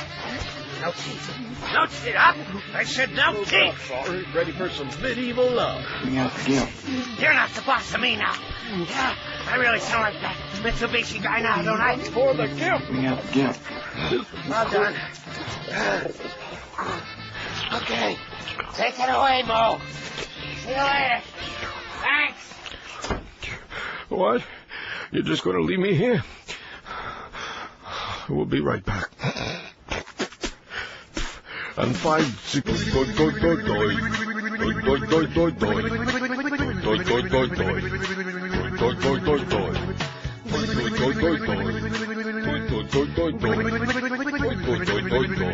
Shut up, you big hot.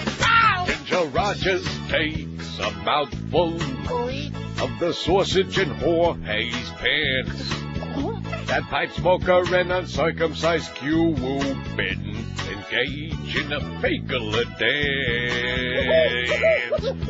I'm a cranky homophobe. Not that I mind it, but I'm way too old. I fantasize about being in bed in a tryst with Fiedler, my man friend. I'll kiss and make up with Ginger someday. You will. And then ask him to rape my bun over and over again. Though I would not feel remorseful, No. and I would not be ashamed about a Ginger and Mo gay union, just boning and stroking away. Boy, Geldy, you're not my type. No. You sound like a 9-year-old kid. Only a macho, manly kind. You don't notice me. That makes me flip my wig. If Ginger was a lover of mine, I'd bury my bulbous, veiny nose inside his pimply rear end. No, I would not be a sport hole. No. If I was not a closeted fay.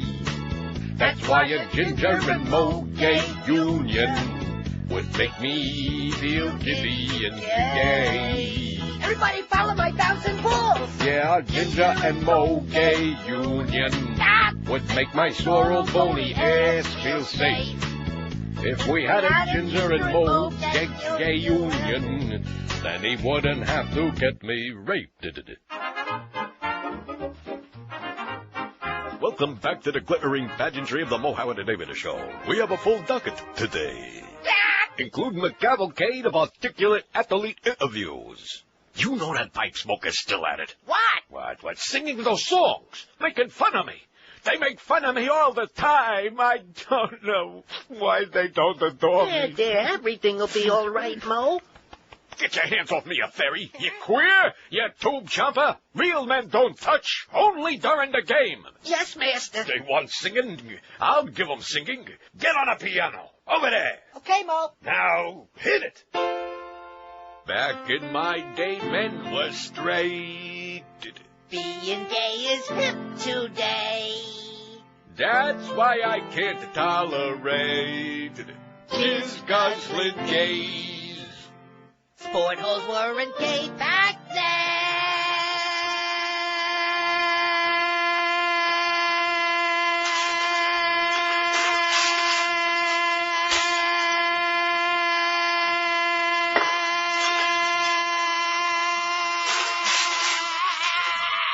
Stop it, you moron! What's the matter, Mo? My wig fell off again.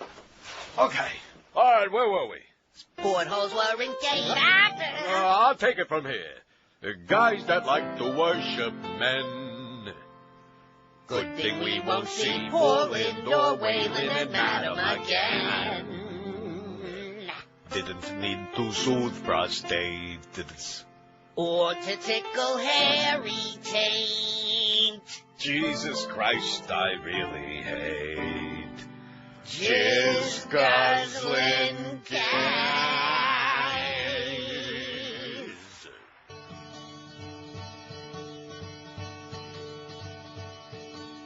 Geldy,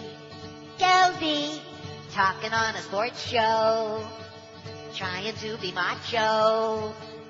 Your voice sounds just like a 7-year-old girl, a little sports hole shill. What else are you there for, Geldy? Talking like a baby who needs a little training. Why can't you understand? You don't sound like a man. Remove the rubber bands that choke your scrotum, Geldy.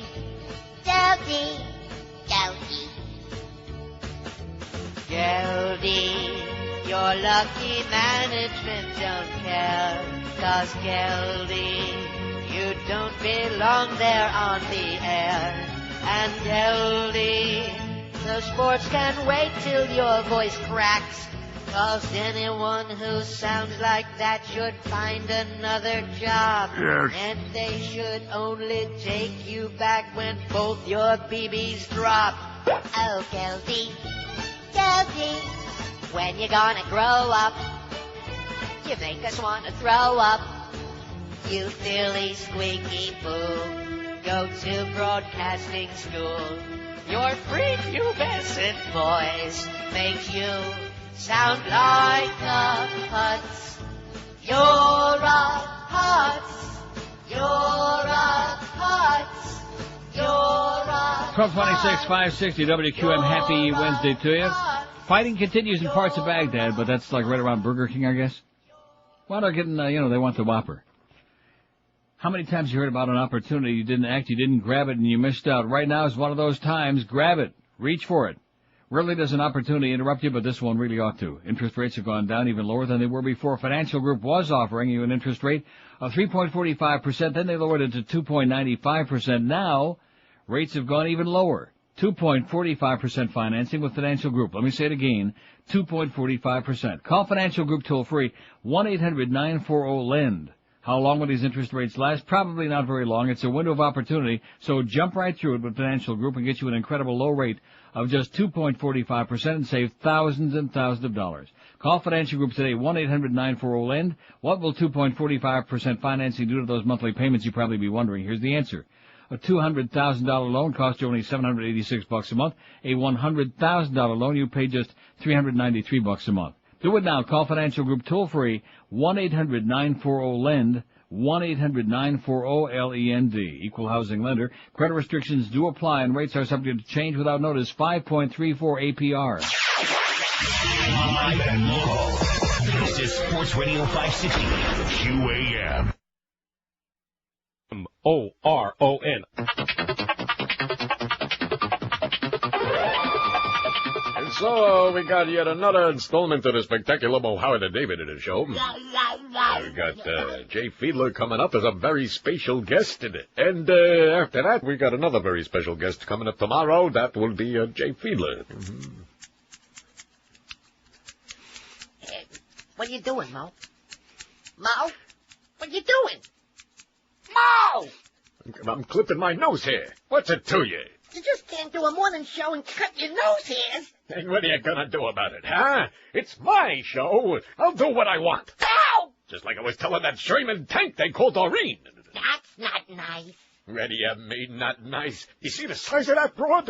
Talk about jumbo. Somebody ought to paint yes or no on her ass. The hell does she know about promotions anyway, huh? The only thing she's good for is keeping the farmers happy. Why, I don't think she can eat an entire ham. Uh-oh. She's backing in now. Yeah, I can smell the Prince match of my belly. You have to go on the air and say those nasty things about me. How dare you come into my place of business? Don't you know we're live? Like Alcoa Theater. I've had enough. You pompous-old dead rat-haired, peace-wearing, fossilized, metamucil-filled, motherless... Now see here, Fatso. You're fired. Hey, you bastard. Don't come near me. Oh, I'm going to sit on you. Don't put on his face. You're going to crush him. In between my buns. I'm getting out of here. I can't breathe. Can't breathe, huh? Here, I'm going to give you a blast of fresh air. Inhale this.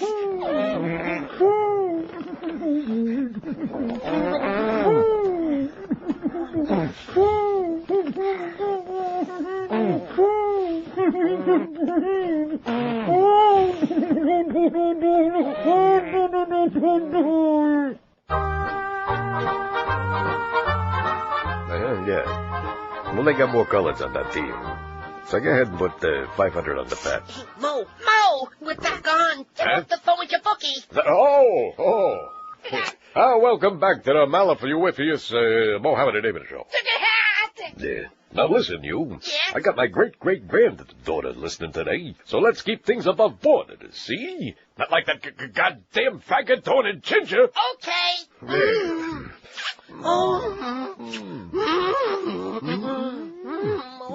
Wait, look at that. Where? A phone call, you moron! No! Now shut up while I take this very important call. Hello? Hi, Marge. You're supposed to say WQAM or something like that. Yeah, forget about it. What do you want? Is it true you bet against Miami? I don't know what you're talking about. You bet against Miami? Yeah, I didn't bet against Miami. Bet against Miami? You got some noise, pal. Questioning my integrity. Bet against Miami? How dare you? I didn't bet against nobody, you bastard. Bet against Miami? By the way, something. Did you bet against Miami? Bet against Miami? Now, look at I talk to you. What an asshole. Ain't that guy an asshole? Who? That guy there. Why don't you say he's an asshole? I can't say words like that. Why not? That's not nice. What are you, some kind of pussy? No, I just... There you go, tap dancing again. I'm not dancing. Yeah, I got a dance for you. You ever heard of you bangy stomp? No. Well, lie down on the floor and I'll show you. Okay. You comfortable? Yeah. You see the bottom of my shoe? Yeah, but... There! That's the you bangy stomp! There!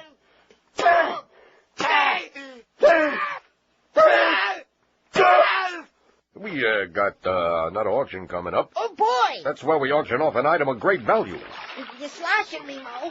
Oh, yeah. Here, hold this, will you? Okay.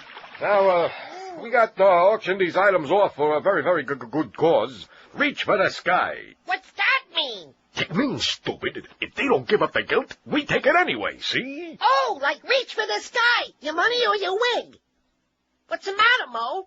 I'm thinking. Ah, just a joke, Mo. A joke, huh? Yeah, I got a joke for you. Now that's funny.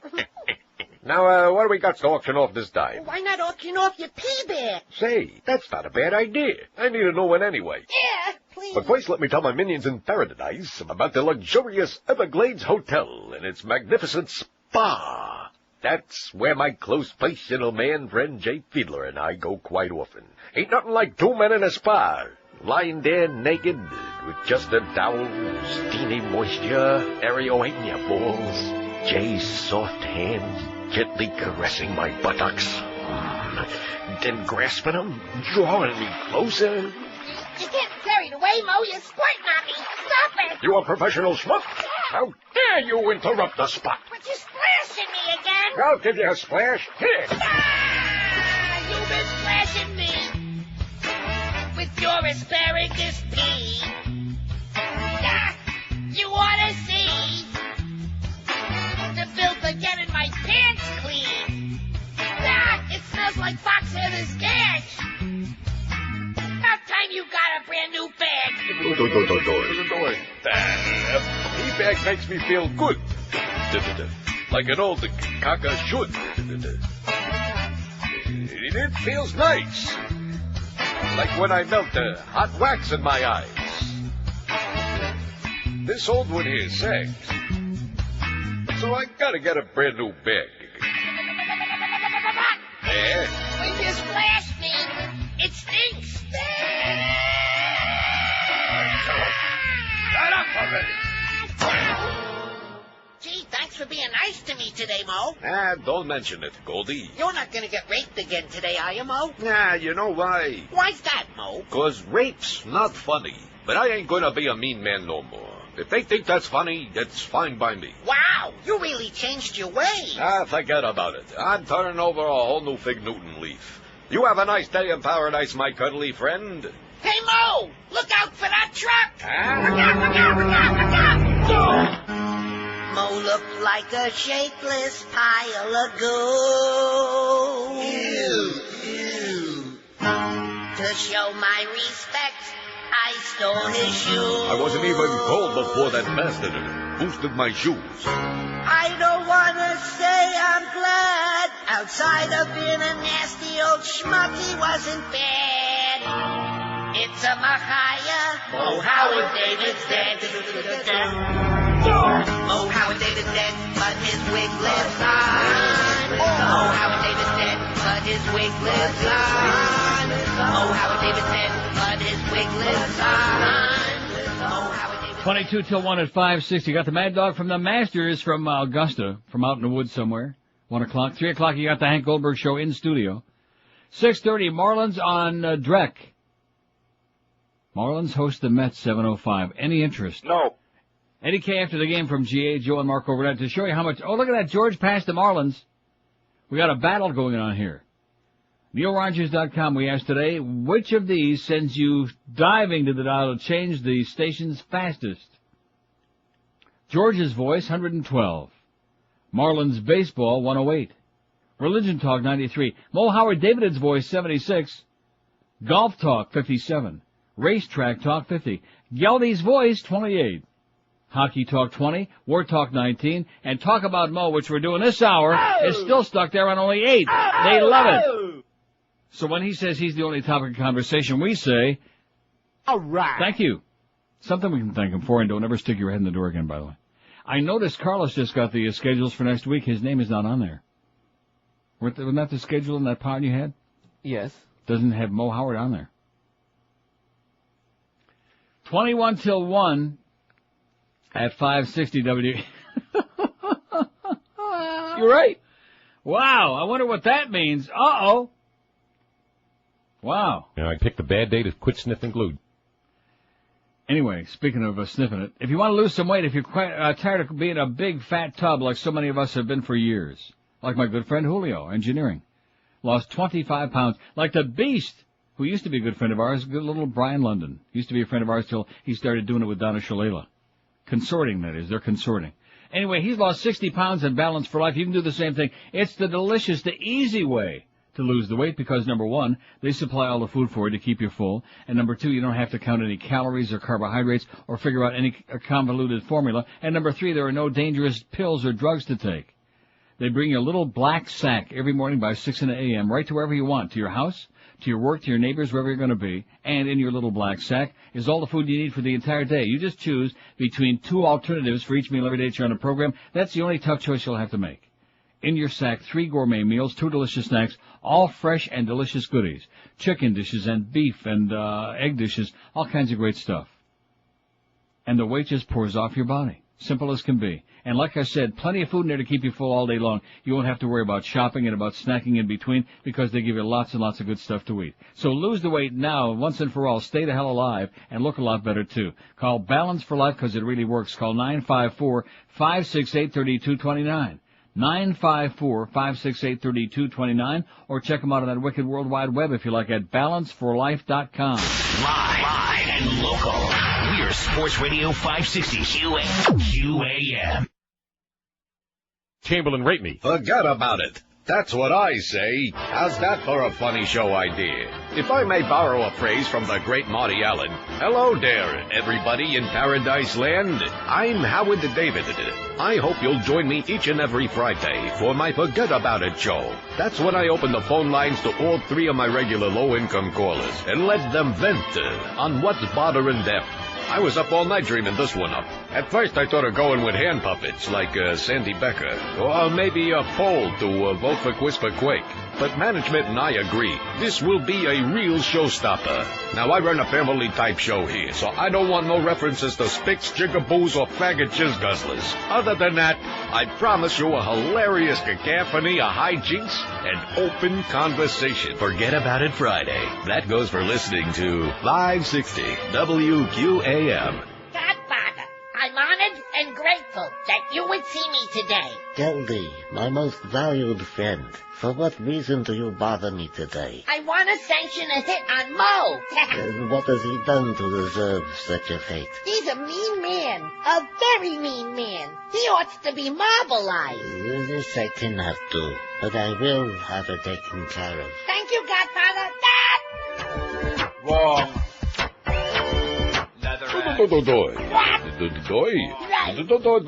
Sports. Wait a second.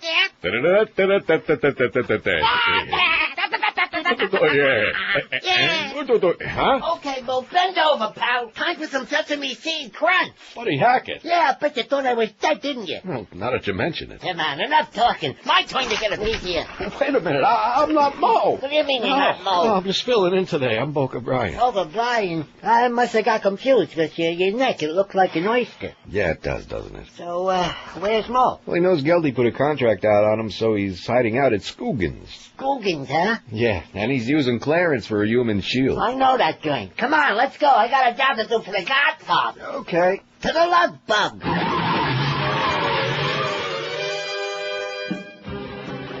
My punch card is full. Would you like another cup of coffee? Yes. Thank you. You are. You know, Clarence, what do you say we blow this pop stand for a little sport hole spooja-da-da-doo? Oh, I really should be getting back. Sports! Don't say it like that. You know how I get. Sports! You're making me lose control. Sports! 9 to 1. All sports! No women, just men. Dad, give my arm a little bit. Ha-ha! I got you. The jig's up, Mo. Buddy Hackett. Yeah, what about it? You're sure we can say jig? Take off them pink chicken pants. Hey, everybody. This race's on me. Come on, get over Not here. here. Stop The it. public church. Having fun, Mo? Geldy. Why, you little... Say, Yeah? what are you doing in that wig and 5-inch heels? Well, my wife likes it so much, I always dress like this now. Gee. Oh. You like him better than me. Sports! In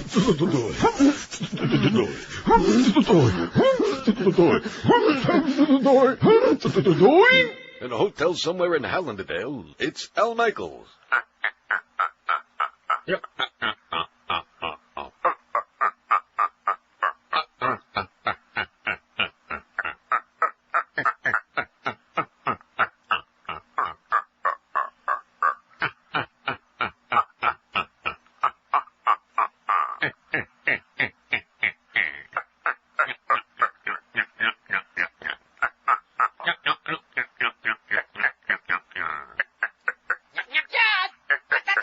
You shut up, stupid.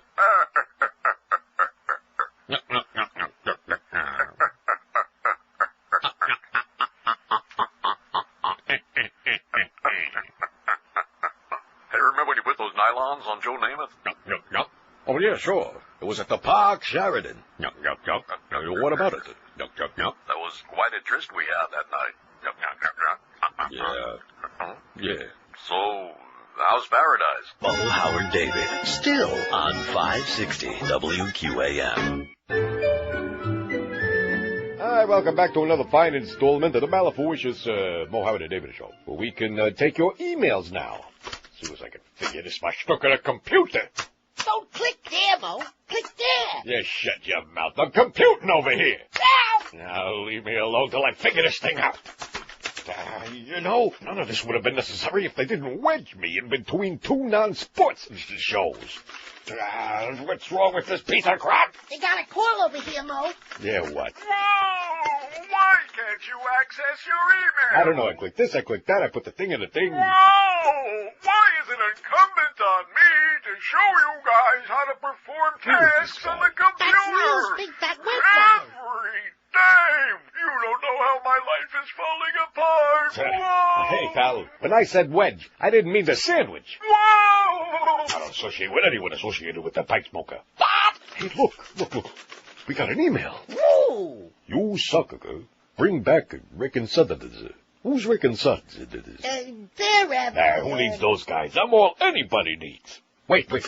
Here's another one. This one says, Mo blows, bring back Rick and Sudders. What happened? It crashed, Mo. Come on, God damn it. Work, you bastard. Stupid machine. Stupid. Bad. That'll show you. Dude, I heard you're having computer grief, so I thought... Hey, you're that Del kid, aren't you? Sure. I don't need your help. Get out of here, you bum. Okay, dude. If you don't want me to help you with the computer, guess that means I gotta rape you. Fat chance a punk like you. Mom, dude. Them's on my privates. Get out of here. Dude, you got a boner. Want to hold his legs, Geldy? Okay. Dude, yo. You're gonna rape Mo. I hear you get some great emails. 1251 at 560 WQM. They're celebrating in Dearborn, Michigan, baby. The Arab community, they're dancing in the streets. They're waving their flag. They're jumping around. Look at those kids with the drums in Baghdad, huh? Look at that. These little tiny selective slices of life. It's a beautiful thing, man. Let's play the national anthem and wave it proudly, okay, and the flag, too. Hey, I'll tell you something. If your carpets look like they need intensive care, like they're really in bad shape, don't spend a lot of money because you're wasting it buying new carpeting. Cost you a fortune. Do the smart thing. Make one easy call to my good paisans at Dry Concepts, and you'll thank me for turning you on to them. If you haven't called them yet, what can you be waiting for? I've been using them in my house and talking about these people on the air for over 20 long, amazing years, and they're still doing it right. They're still the best people in the world at making old, nasty-looking carpeting or even recent carpeting that's schmutzy look just like brand new. When it get done, your carpets, like I said, look brand new. They smell lemony fresh. They're dry in a couple hours, and you'll be amazed at how great they look. They also do a stupendous job of cleaning your drapes, expensive area rugs, all your good stuff. And those Oriental flying carpets, too, for your next trip to Baghdad. If you have problems with pet odors, mildew odors caused by water damage, they'll make those go away, too. And don't forget, when you call Dry Concepts, you don't have to worry about any scams because they don't play that game. No rip-offs, no per-room crap. They give you a written, guaranteed price before they start doing their amazing job of dry cleaning those carpeting. And, boy, they do a super job. Call them toll-free from anywhere. You'll never think about calling anybody else again. 1-800-248-5071. That's 1-800-248-5071, or log on to their website and get more information at dryconcepts.com. Don't forget, when you do business with Dry Concepts, you clean today, you can entertain tonight. Live and local. This is Sports Radio 560. QAM. Did you see our ratings for the last book? Yeah, I know whose fault that is. Sure. Couldn't possibly be us. Watch your back, or you won't wait for Mo. No. Watch your back, or you won't wait for Mo. No more. I got enough I gotta think about on top of getting raped, and I don't need a rating that's a -8. Don't care what you do, long as it's understood. You gotta work a little harder on the guest you book. Or else you got to go. There's a lot of fat producers, you know. That's right. Watch your back, Zach, or you won't wait for no more. Watch your back, Zach, or you won't wait for no more. Oh, brother, all that blubber I don't understand. How you can eat from a trough while using both hands. You big fat punch, you made a ratings fool. You just like Clinton, it's all your fault. Better straighten your fat ass out. Or we'll take the food out of your mouth. That's right. Watch your back, Zach, or you won't wait for no more. Watch your back, Zach, or you won't wait for no more. Listen what we say. Watch your back, Zach, or you won't wait for no more. Watch your back, Zach, or you won't wait for no more. Know who I am? You're lucky you got a job here. Try that one more time and you're all fired.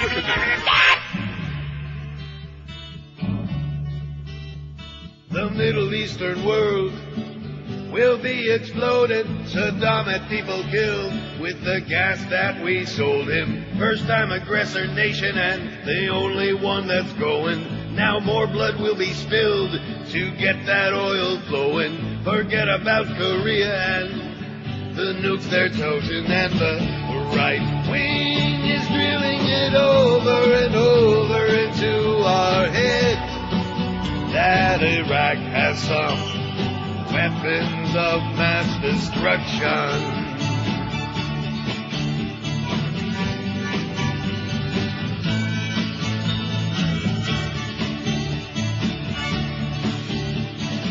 Thousand people killed are now forgotten. Let's exploit them instead. Hey, there's oil to be gotten. Going after Saddam to placate Osama. There's no longer mention of the name Bin Laden, but no one seems concerned. All comfy and complacent, believing every word of this cartel administration that controls us by fear through media manipulation. And the right wing is drilling it over and over into our heads that Iraq has some weapons of mass destruction.